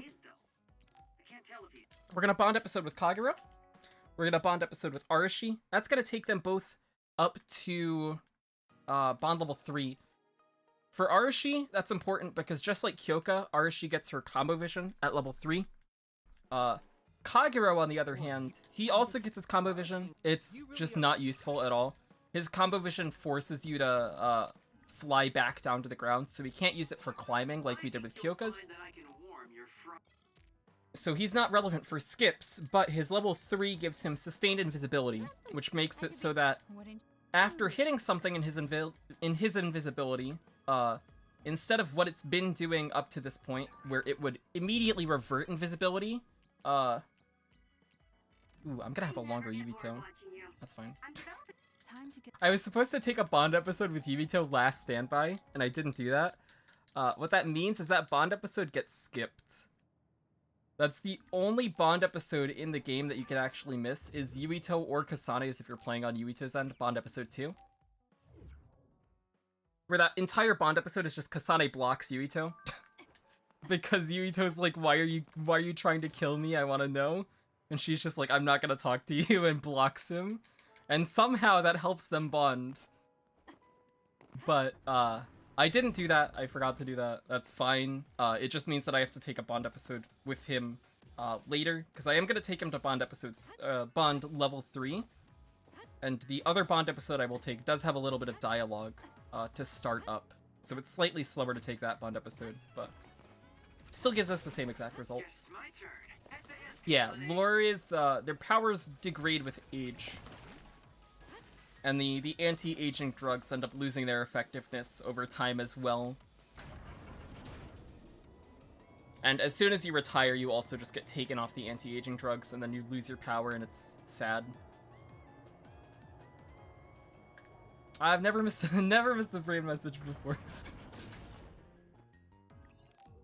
Alright, here we have the duo, Kodama and Yuta, the 2 twins.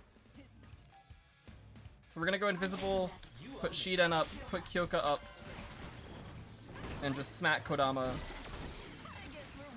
I'm gonna hit her. I'm gonna put Kagero back up, because he'll refill on this Brain Crush. And Kodama should fall here.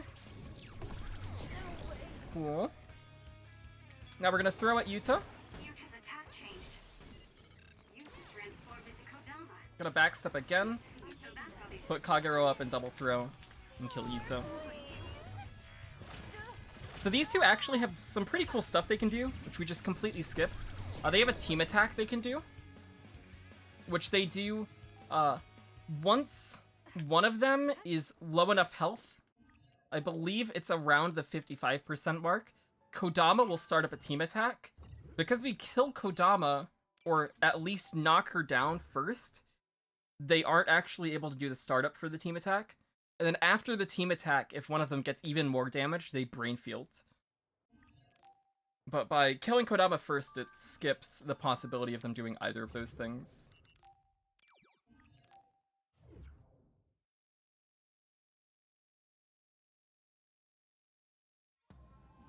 Now we're going into Arahabaki, which is this big computer.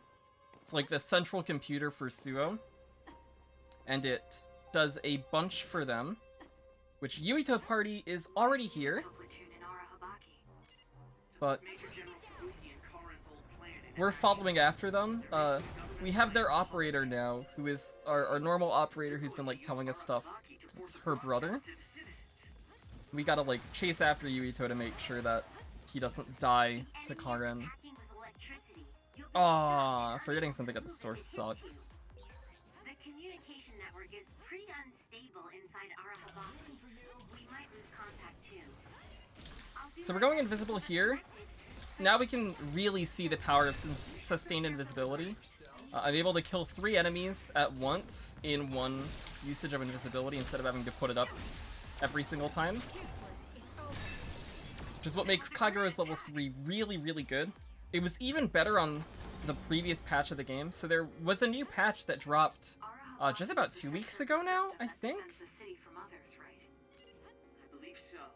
A week and a half ago? Which allowed us to turn off SAS activation animations that used to not be in the game. And so each of these SAS things used to just have like a second long cut-in, which I turned on for the Yuito fight. But that used to just be all the time that would be there. So each of these activations of Kagero back then were even more costly. Now they're not as big of a deal, but it does help to not have to put him up as much. It also makes him last longer, which is nice. Ooh, taking that hit there is bad.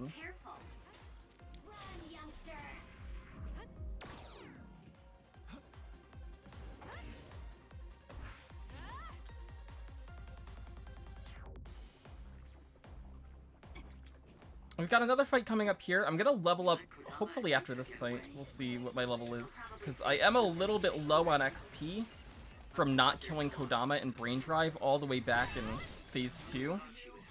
But hopefully it's not too big of an issue here. I should hopefully have everything I need. I want to hit level 37. There it is. So here I'm gonna put Arashi back in the party, and we're gonna get expand backstep attack. So up until this point, with our backstep, our special move that we can do, we're only able to do it once per combo. This ability that we're getting here makes it so that we can do it 2 times per combo, which is going to be very, very important for a skip coming up.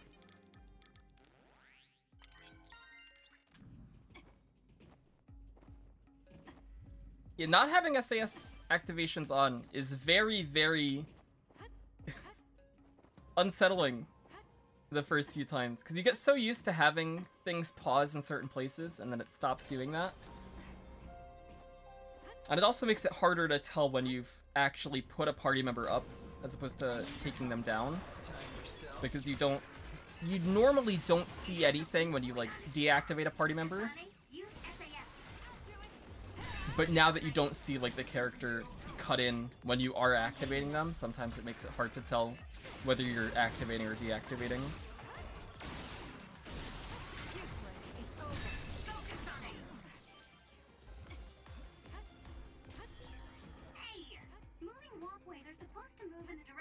So here we're going to put Arashi up again to get through this laser wall. And she'll get us a bit more distance on this conveyor belt while time is slowed down. I'm gonna put Kagero up here, so hopefully these things don't shoot me.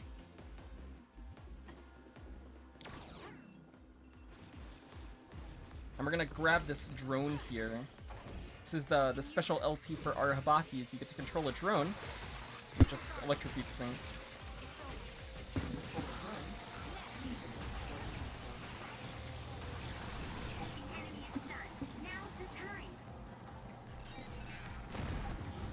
Alright, and now we're going to go up here. Alright, and now we're going to go up here.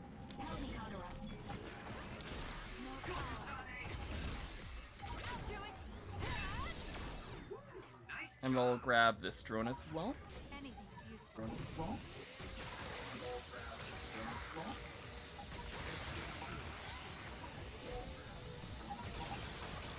Oh, I think something's happening with the audio.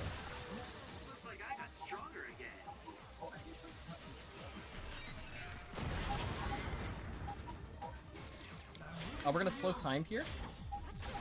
And do throws on these Spawnions. There we go. Oh, I brain crushed a little too early. That was a great attack.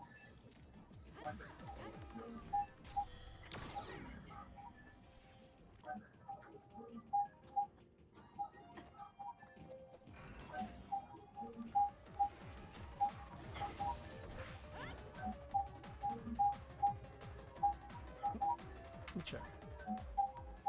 Oh, I think the Discord account is unmuted.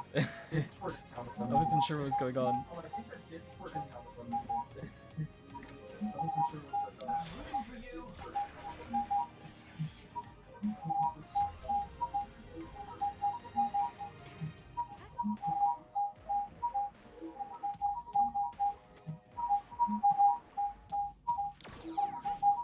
Oh, I need to investigate this gate. So we're gonna do a few things here. I'm gonna set up my camera to be in the right position. And we're gonna backstep to climb up this wall. That was a bad position.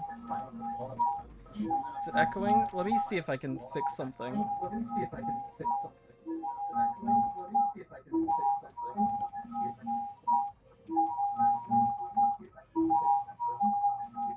Oh.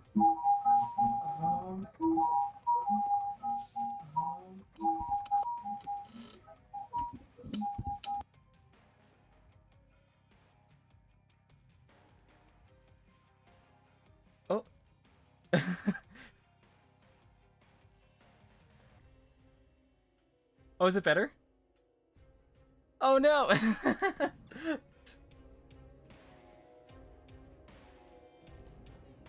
Alright, we have a skip here. So basically, we're gonna climb up this invisible wall, pop the Kyoka combo vision, and then climb up more.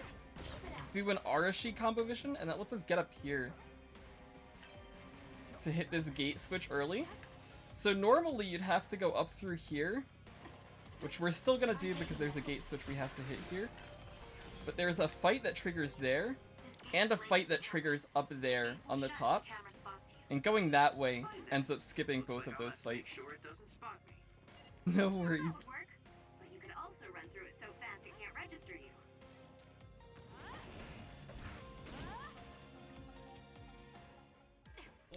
Alright, here we have Dispin Fisher. I'm gonna put up all my party members. We're gonna do throws. I'm gonna reactivate Kagero here. Do more throws. Rush attack and double backstep. And here I'm gonna double jump. And this has a tank just like the other Dispin parry we fought earlier. So I'm gonna hopefully break its tank before it does anything.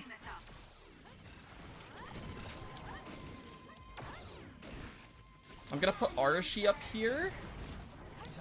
And put Kagero up. And now we can Brain Crush and this'll kill. Getting the amount of damage needed in order to get this Brain Crush to kill on that Brain Crush window can be a bit rough, especially if any of the Kagero activations are a bit mistimed. Because then your gauges get thrown off and it gets pretty bad.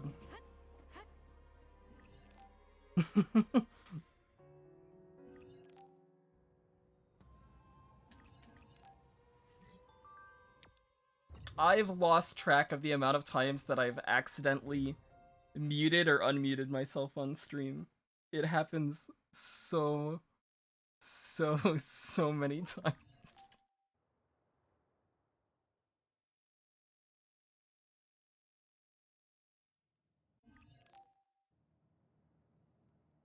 So now we're in Standby 9. This is the big point in the game where our parties merge now. And from here on out, the story is basically the same, except for one fight that Yuito gets in the next phase.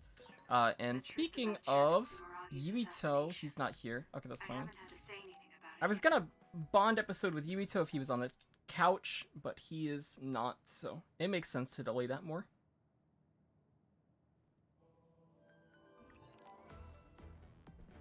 So the one fight that Yuito has here that we don't is good that we don't have to do it, because it would not be fun if we did have to. I need to take a menu here. We're gonna put Luca in our party. Something I haven't talked about yet is having a party member actually in your party. Even though you can use any party member's SAS, whether they're in your party or not, having them in your party makes them refill faster, and it also lets their gauge last a tiny bit longer.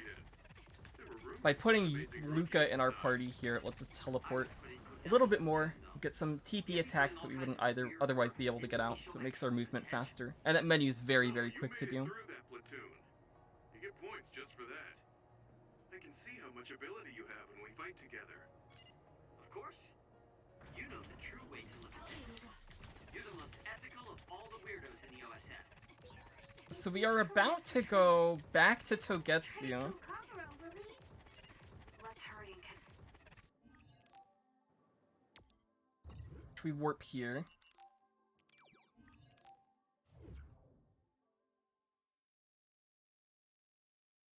His upcoming section's actually one of my favorite in the run. Not good on my nerves.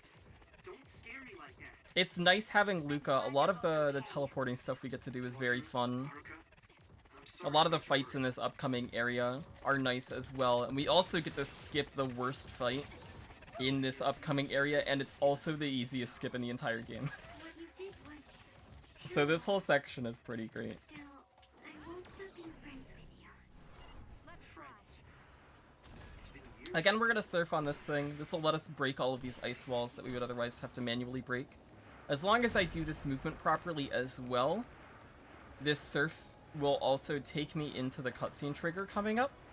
Normally when you get off a surf block, it does like the big loop.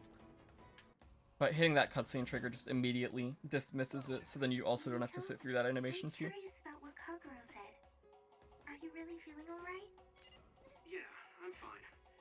My power apparently won't go away too. So our goal now is to go back into Togetsu, See what happens. who also have this gigantic computer thing, kind of like our Habaki was.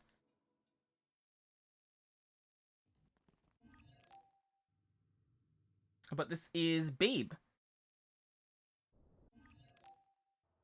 And we're here because we need more information about how the red strings work and all of that stuff, because Togetsu has all that information, and we're trying to figure out a way that we can solve our problem without actually killing Yuito, because now we're friends, and we don't want him to die.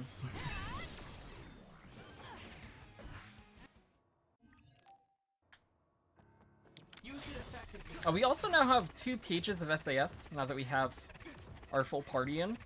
That gives us 8 slots.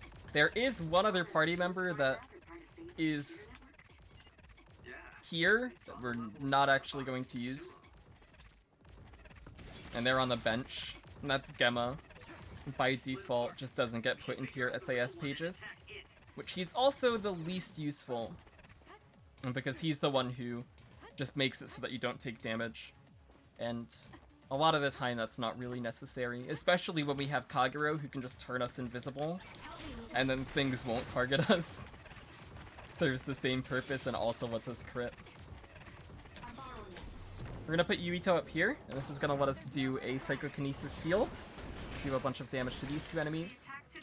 I'm gonna put Kaguro up and throw at this Augur Sabin until it dies. Oh, the cut rut lived as well. That's kind of crazy. Wow. That's unfortunate.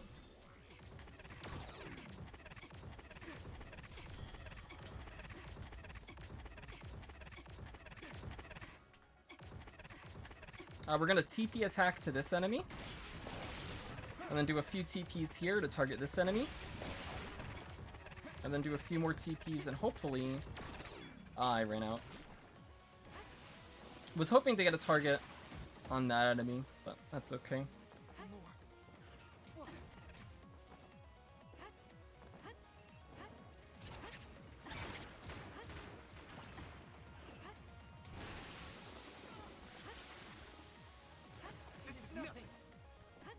So throughout Babe, we're gonna see all of these gates, which you can see coming up here, which we can teleport through with Luca, There are other gates as well that have a switch in front of them that we can activate with Shiden's electrokinesis, which this one will have. But it is faster to just teleport through them with Luca, even when we have the option to use Shiden. Because with Shida, you have to wait for the door to open and all of that stuff. With Luca, we can just go straight through. So I'm going to be doing my best here to manage my Luca so that I have him up whenever I do need him in order to get through all of those gates.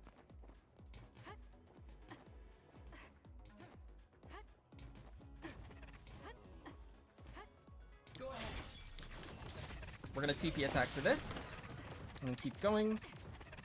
Gonna target this cut rut and then switch to that Slide of Santa.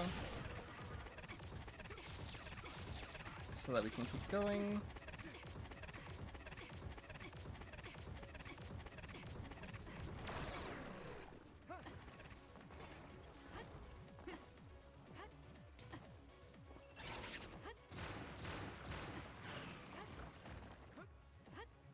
And now I'm just waiting for my Luca to refill up to a point where I would like him to be, because I'm gonna want him in the next fight that's coming up here. And I don't want to run out of him before I get in here. This should be enough. So coming up this staircase here, I'm gonna be putting Kagero up to get invisibility before this fight starts. An electrokinesis, and we're gonna teleport into this to kill it. We'll go backwards, put Psychokinesis up with Yuito, and do the field to hopefully kill both of these. Unfortunately, one lived. That's how it goes sometimes. Here I'm gonna put Shiden, Kyoka, and Kagero up. We're gonna take out this Augur Sabbat. And then again, I'm gonna put Yuito up here and do another field. There's the kill we've been looking for. Cool. And then again, we'll put invisibility, electrokinesis, and I'll put Kyoka up as well. We can TP attack this one. We can TP attack this one. Oh, I ran out of invisibility. I'm gonna back off a little bit so that this thing will come back up. Put invisibility up again. Kill that. Put Arashi up, dismiss my invisibility, and then throw at the Grignon to kill it.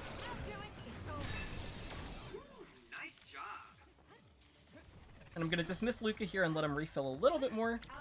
That should be good enough. There are 2 walls I need to get through in order to get to the next section.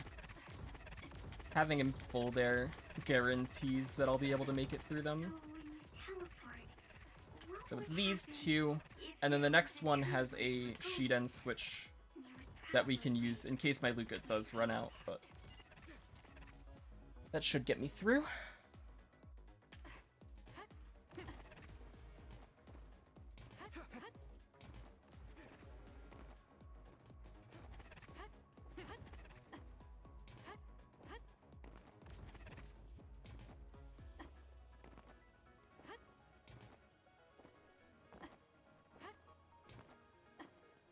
And again, we're gonna wait for Luca to refill, especially here on these stairs. It's a good idea to have him refill, because Luca can only teleport on the ground at this point in the game with the bond levels that we have.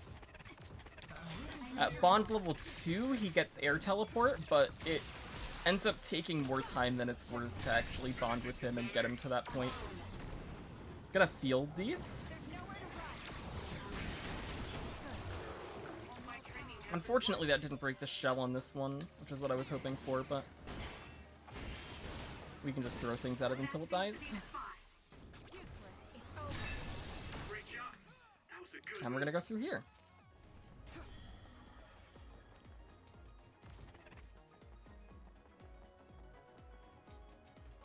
Put Luca up again, and we're gonna be able to do some teleport attacks from pretty far away here to close distance.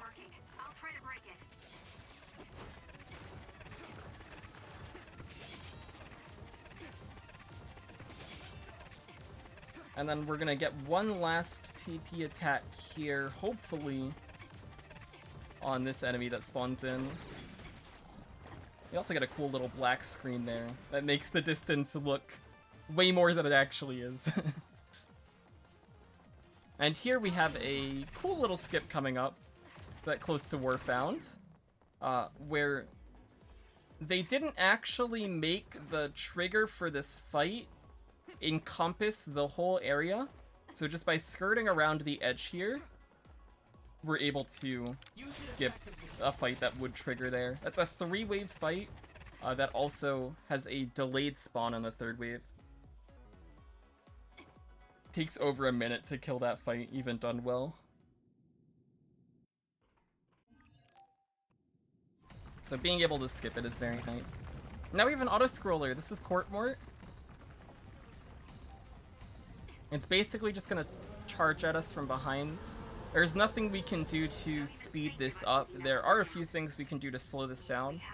This is based on Courtmort just getting through its animations. And if we were to put Luca up and teleport, even though that is faster for movement, each of those teleports end up pausing Courtmort's animation. So it ends up being slower to do that. The fastest way to get through this is to just run. Focus on running. Don't stop.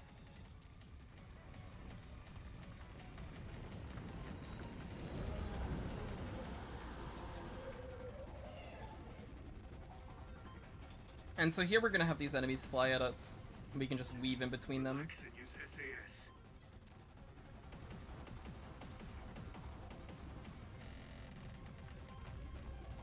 Yeah, the amount of development this run has had has been really awesome. Observing for now. If we keep evading the oncoming others, we should be able to make it out, right? I would like to think so, but you can't let your guard down until we're out of here. Yuito's right. It seems like they're not giving it their all yet. Don't drop your guard, everyone. It was very, very cool. There were like 2 big times when the skips really started to come through. The first was when Phantom Fantasy found out that you could gain height with combo jumping, the combo visions and stuff. And then he basically just started going to every room in the game and was like, I wonder how high I can jump here and if that lets me do anything. And then the other time was when Close to War found that a lot of the fight triggers in the last phase of the game don't actually go very high. So if you have a way of gaining height, you can kind of just gain height to get over the barrier and then fly across, which we'll be seeing coming up very shortly. So those 2 discoveries were like the big ones where when those were found, it was just like I think Close to War found like 1 skip with the fight barriers, and then like an hour later he was like, oh, this completely breaks everything in this phase. And then like an hour later than that, there were 4 other skips that he had found. It was wild.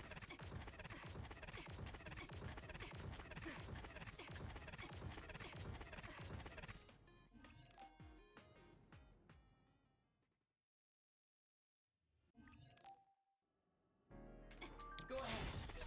I can do this. I just have to imagine it in my mind. I'm not a big skip person myself in terms of finding skips.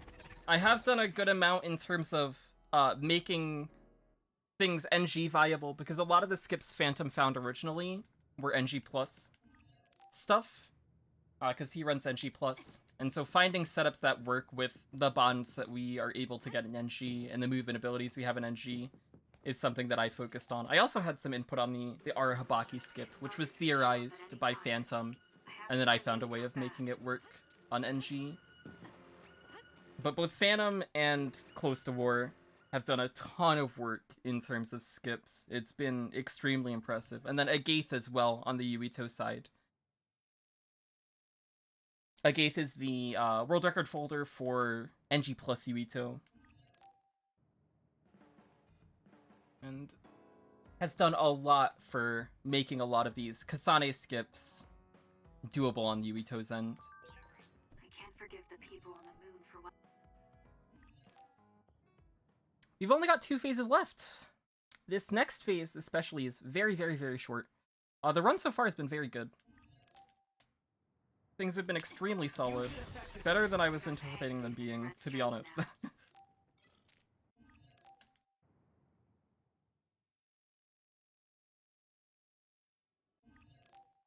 So these are the entanglements. We're going into the Kunad Gate. with Yuito. I'm gonna throw at hopefully 3 enemies here and Brain Crush. And then put Kagero up again and Brain Crush this one. Dismiss Kagero and another wave will spawn. I'm gonna throw at 2, Brain Crush, dismiss Kagero, put him up again, and then Brain Crush these last ones. And we're gonna put Luca up here, and TP our way here. Yeah, it's like my head is buzzing. So there are gonna be 3 entanglements here. These are the places that we have traveled to have become entangled because of our time travel meddling. And they spawn all these enemies here, but we don't actually have to fight them. All we have to do is do these LT prompts, and there are plenty of ways to make it so that we won't get hit as we're trying to do them. Kagero helps, Arashi helps. Gemma would help if he wasn't just benched. We did unravel that entanglement, right? I think so. Something But this is the shortest phase in the entire run, Feel it too. just because it's these 3 fights and we don't actually have to do any of them. There's another one. Is that 50 years in the future? That should be gone. This is the other that attacked Yuito.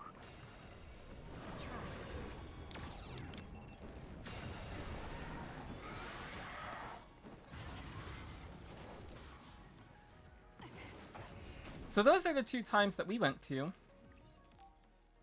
But there is one more entanglement. Traveled to those 2 times, right?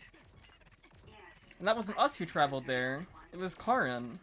Because he brain ate our power. And so he traveled super duper far back into the past. And was meddling stuff in the past. And we can't actually solve this entanglement. Because we aren't the people who caused it. So now our goal is to find Karin and make him come.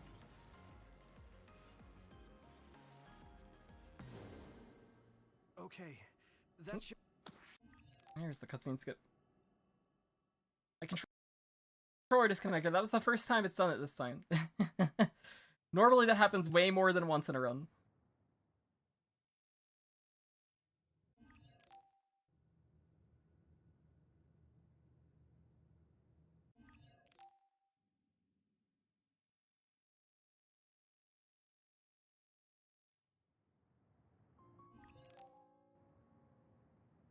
Alright. And then here the game wants us to talk to all of our party members about what's been going on, but we can actually just run away. Phantom Fantasy found that. It's way faster. So we have our last standby here. I'm going to be doing a few things. So we are going to shop here. I'm going to buy Dancer's Fan, which is a new weapon. I'm going to buy a bunch of plugins. I'll go into what those do as I equip them later. And then we're also going to bond episode with Yuito. We're going to do 2 here. So I bought a Power Enhance Mark 6, which, like the other Power Enhances I've been buying, just will increase my power, so my throws will do more damage. And then I also bought 2 SAS Recovery plugins. There's the Mark 2 and the Mark 3. yeah. The Mark 3 makes it so that my SAS gauges will restore 10% faster. The Mark 3 makes it so that they'll restore 15% faster. And they do stack. We're going to be using that for some of these skips where I'm going to be wanting to get my SAS gauges back faster so that I can do more combo visions.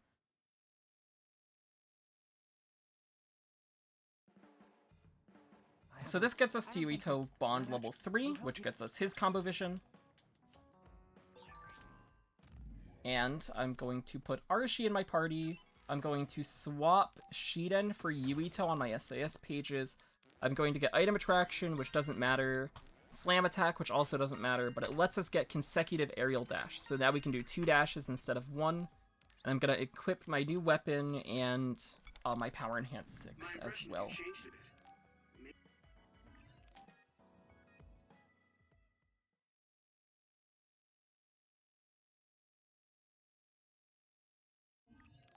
The reason I swapped the SAS pages is just so that I can have Kyoka, Arashi, and Yuito all on the same page. Because those are the 3 characters that I'm going to be using to do my combo jumps, and do what we call combo climbing, which is basically just consecutively combo jumping to gain a bunch of height. And having all 3 of them on the same page lets me manage their gauges better, and it also means that I won't have to swap pages at all. Stairs just go on and on. What a pain. What's up with this place, Yuito? What? How's it? So we have a fight here.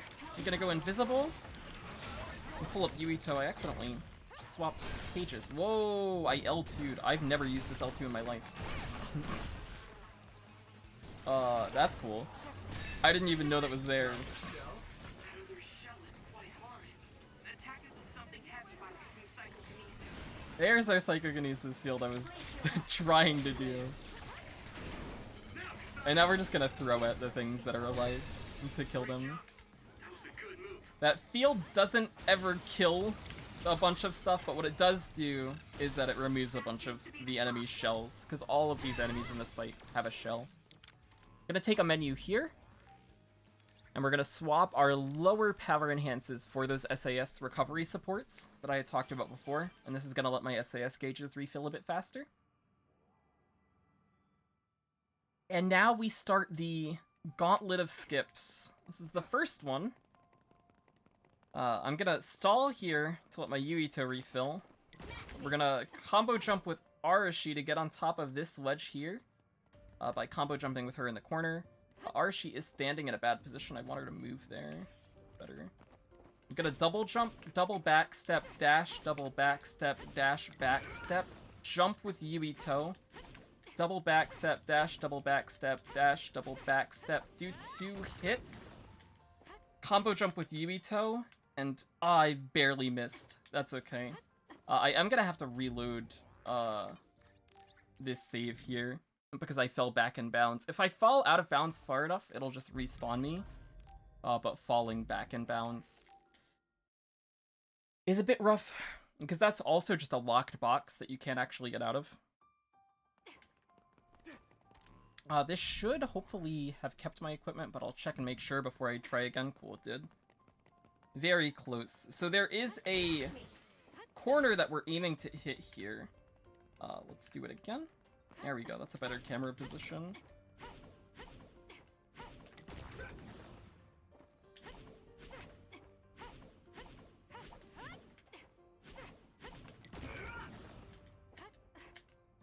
Much better. Cool. And so this ends up skipping in that room behind me. There's a fight, and then in this area below me, there is also a fight, and that skips both of those.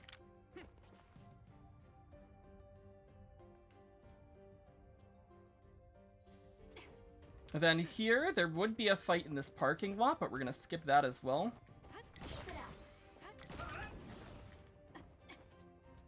Just by jumping over the invisible wall there.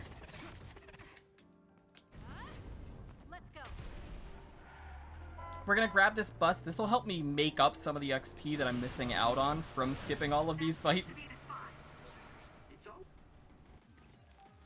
And then here we're gonna put up Luca and we're gonna put up Kagero here. Gonna TP attack and then grab this tanker, and since these enemies can't see me, they won't move. This should kill all 3 of them. Oh, I didn't swap my plugins. That's why that didn't kill all 3 of them. So normally, before I go into this fight, I would swap my power enhances back on, because that scales the damage that the tanker does. Unfortunately, I forgot to do that. I'll do that now before I forget to for the next section. So we'll put our 5 and our 4 back on. And then here, we're going to get on top of this box. Double back step, do a double back step. Back step into this corner. I'm going to dash here. I might be too low here. Oh no, I made it. Cool. Oh, I did forget to buy drinks. Ooh, I have to do that. We're gonna jump off this corner to land up here. There's an invisible floor. There's a gap there that we're gonna jump over. And then we're gonna land down here. Face our back this way. And do more back steps. To land here. And from here, we're going to be able to go around to the back of this gigantic room, which there's a fight in here. And come up to this to skip that from behind. So then here, I'm going to put Luca up. We're going to put Kagero up. And take out all 3 of these enemies.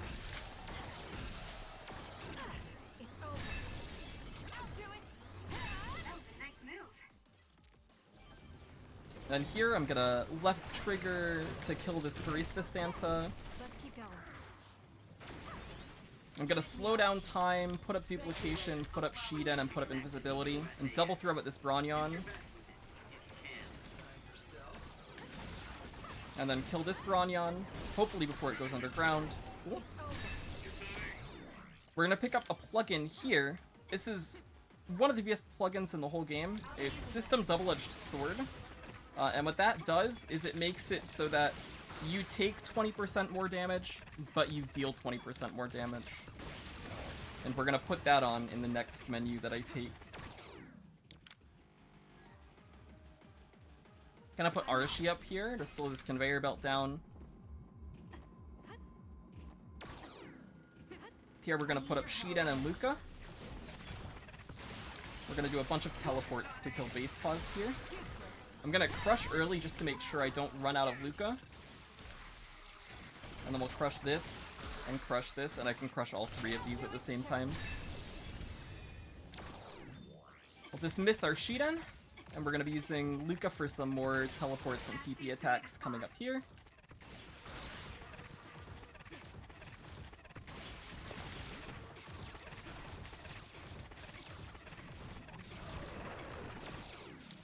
Gonna go invisible here, and put Shiden up, and kill all 3 of these. We're gonna keep Shiden up. We're gonna put up Kyoka to do duplicate throws on this.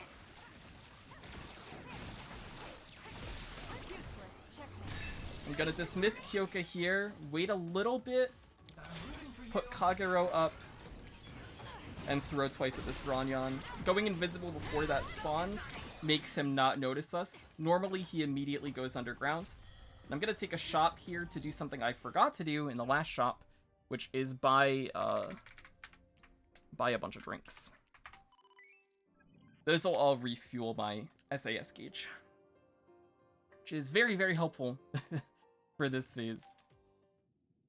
I'm gonna put Yuito, Arashi, Shiden up, and then put Kagero up here once I started throwing. Ooh, I do need to menu here. I completely forgot about menuing because I took that shot. This is fine. I can menu after this phase. This phase plays out the same way regardless.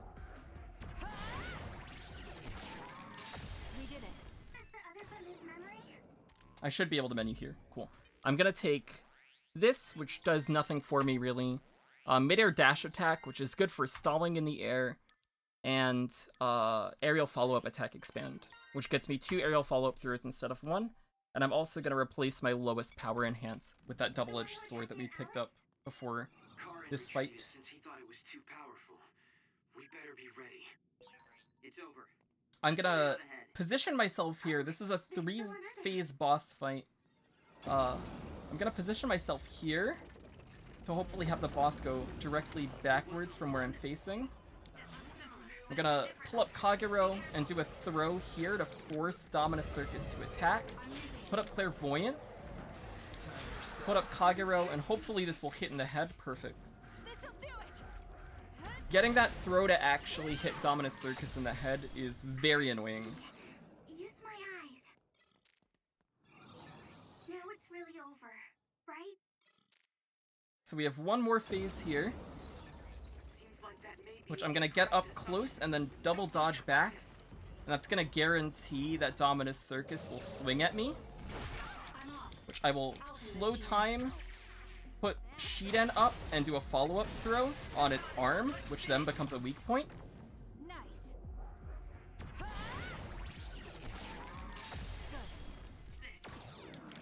And now we have the last part of this fight, which is the long one, where it's gonna take all of those phases and basically just group them all together. So I'm gonna get behind it, put Kagero up, and double throw.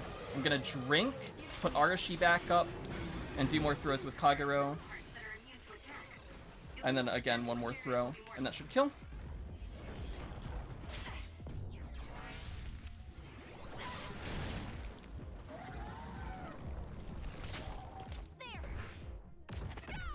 So that's the second to last boss in the run. We've got one more. But before then, we've got a few more skips to do.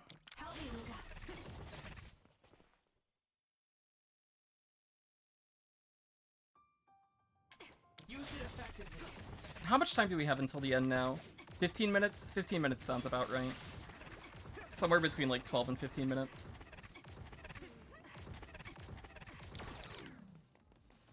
So here, I'm gonna double jump,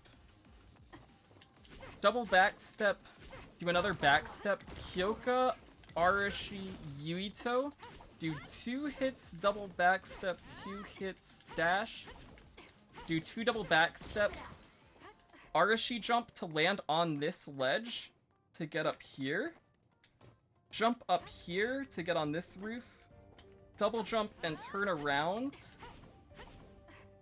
to get over to this platform. This will also get us out of bounds. This is gonna skip every fight that's on this floor. Normally we'd have 3 fights we have to do. This skip saves over 2 minutes. We're gonna get up here, gonna double jump across this gap and dash to make sure that I actually make it. And then we'll double jump and dash to get up here. Then we're gonna dash on top of this rock and climb up here while we're still out of bounds to get on top of the wall. And this will let us just run to the end. So there's one of the fights. That's the last fight that we skipped. That fight itself takes about 1.5 minutes, just because of how long it takes all of the enemies to spawn in.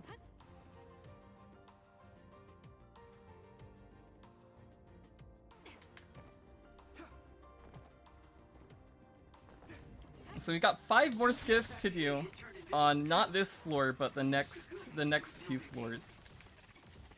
So we're gonna put Clairvoyance up here. Use SAS to pin down the location of the other creating the smoke. I can't imagine that giant other would appear here too. And this is gonna let us surf and also hit these invisible enemies that are coming up. And then we're gonna catch this before it goes underground and kill it with this finish.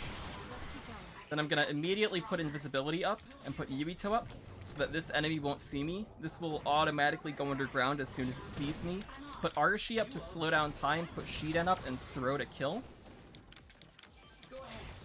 And then we're gonna go back into teleports. And then I'm gonna immediately put Kagero up here. And this will keep us out of combat as we go back into this room to grab a keycard. I'm gonna drink to refill my gauges, grab the keycard, put Kagero back up. And none of these enemies can see me while I'm invisible, so it just lets me skip combat. If I'm in combat, it won't actually let me interact with this door or with that keycard. So it's very important that I don't actually go into combat there. We have to trigger this cutscene here, but then we're immediately gonna go backwards. And I'm going to equip my SAS plugins here. We're gonna jump against this wall, go backwards, go up here with Arashi, go with Yuito to land up here. And then I'm gonna double jump and dash over to this wall. I'm gonna fall, unfortunately, because I only got my double jump out. That's unfortunate. We'll do it again.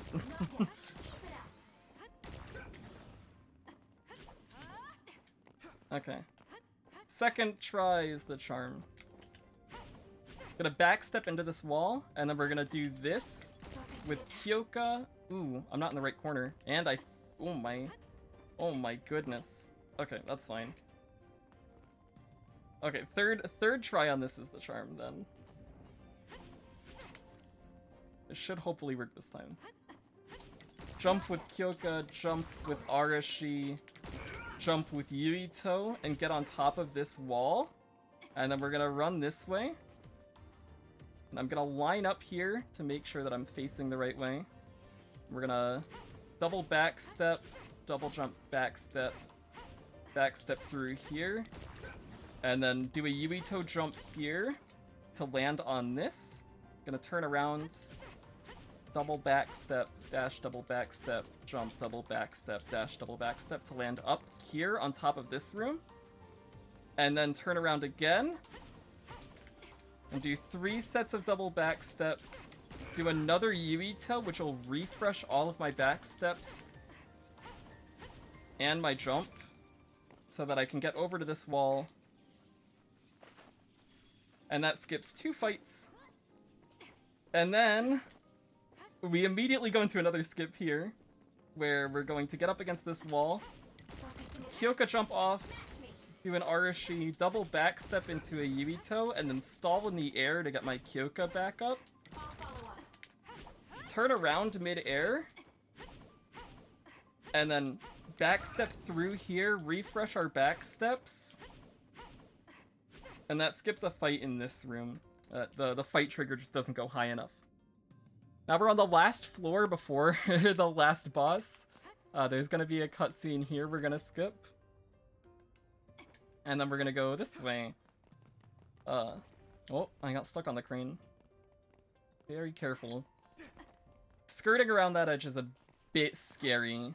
We're gonna Yuito jump, Arashi jump, backstep into the corner with Kyoka, and then do back steps to skip this fight. I'll be using this. So these would be some of the longest fights in the game, but we get to skip them all, which is very nice. I'm gonna line up here with a crack in the ground and backstep to try and get into this corner. That might be it. No, I'm a little off. I should move my party out. Let's try this here. That might be better. Not yet. That's still off. I have a drink I can use here. It's fine.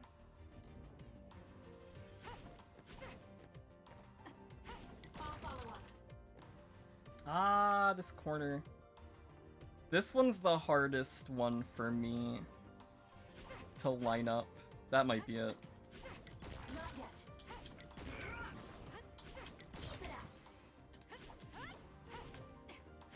I didn't get the Arashi jump, unfortunately, so I'm gonna stall with Yuito.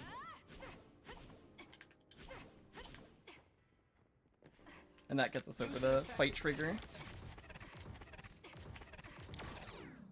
And now I'm gonna wait here to let my gauges refill. This is the last fight outside of the final boss, and we're gonna skip this as well. I'm just gonna wait to make sure my gauges are actually in a position where I can do this. We're gonna double back step again and jump with Yuito, and then I'm gonna stall in the air for Kyoka. And then we're gonna use rush attacks to get some distance. I'm gonna do 4. Then turn around and back step to the edge of this room, and that'll skip the fight trigger.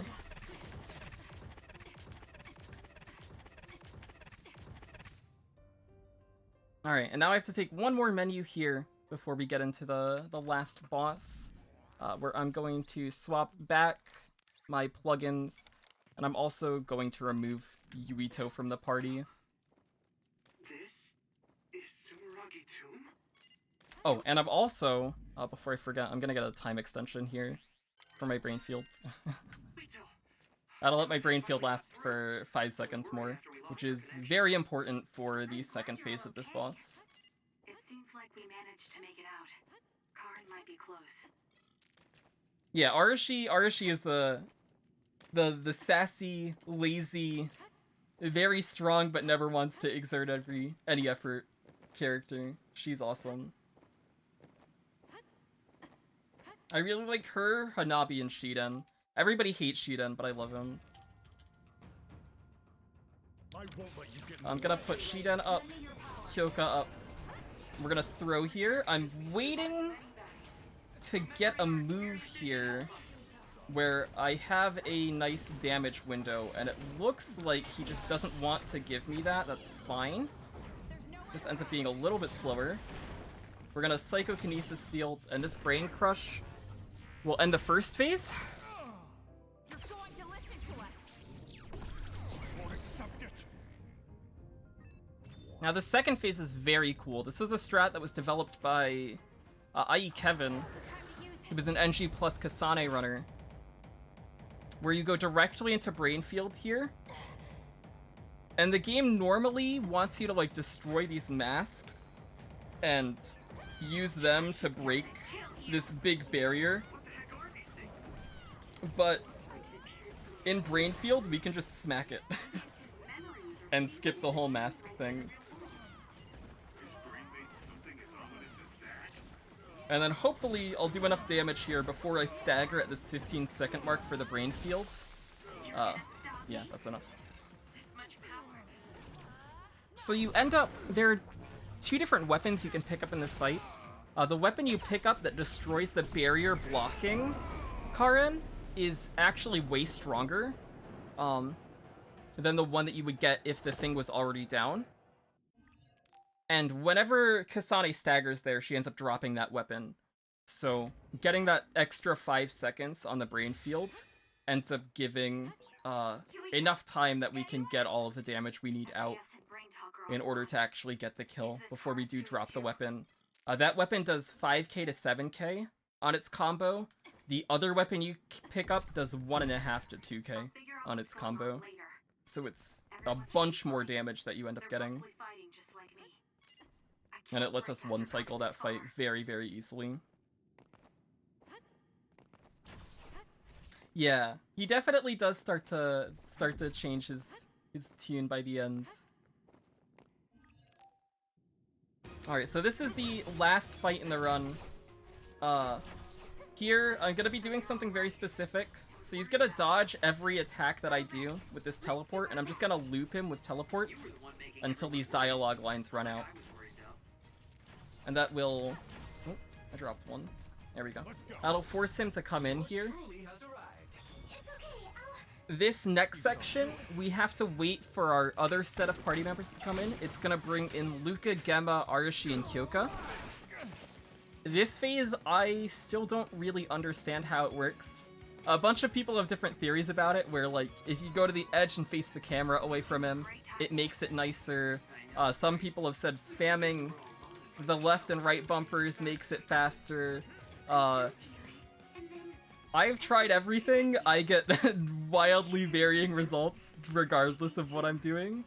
But that was perfect. So Karen can't actually TP and attack you there, which triggers the party members to come in until the voice lines end, but he's not guaranteed to do that as soon as the voice lines end. That was literally the best it could have been. This Karen fight was amazing. I'm very happy with this. I wish I could get this all the time. And this is the last section of the game. So time is coming up about a minute from now. Time ends as we kill the final boss. The health bar is going to look like it empties, but that's not actually the end. He can't die until the voice lines end, but I will call out time. So there's one more set of voice lines here, and it ends on an Arashi line, and after that I'm gonna smack him and kill.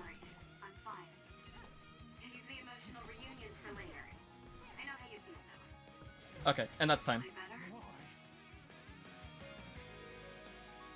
Extremely, that was an extremely good run, especially for a no reset of a marathon run. I am, I'm shocked. I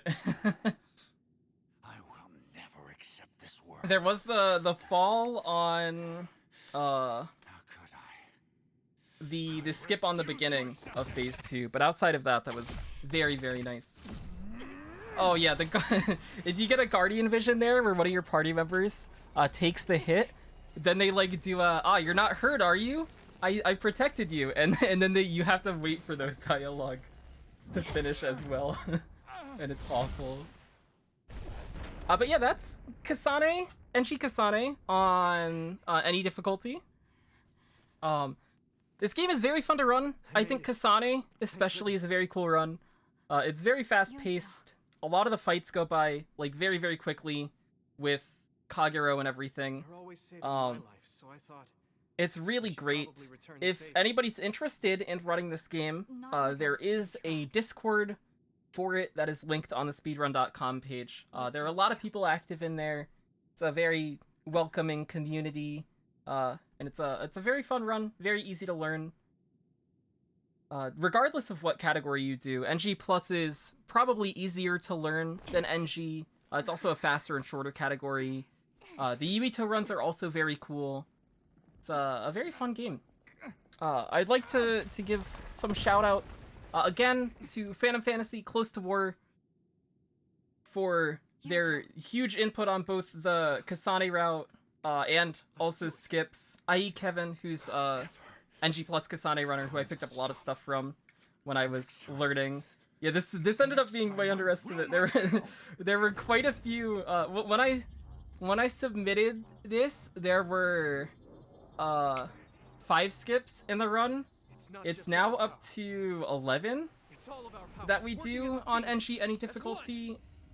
And then the new patch as well that added in the option to turn off SAS activation animations also just saves multiple minutes throughout the run.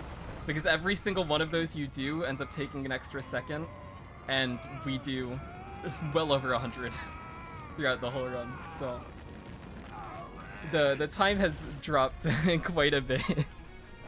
But there's a lot of potential for things to go wrong. This game also, which fortunately we didn't have to see, does have some crashes that can happen and some black screens that can happen, especially in cutscene skips, but luckily the game was nice today. But thank you, FleetFest, for having me. I appreciate it. Thank you for holding this marathon for such a great cause. The marathon's been great to watch. I've been lurking a lot, been watching a lot of the runs. It's been awesome. I'm very excited to see the rest of it. And thanks for letting me be here. I appreciate it. Thank you so much for that run. I'm really sorry my mic turned on in the middle of it, so it was echoing there for a couple of minutes. That was kind of unfortunate. But, yeah, I definitely enjoyed paying close attention to that game up to the point I've played, and then sort of not paying so close attention after that. I'll definitely try to finish that game sometime soon so I can actually watch runs. We'll get set up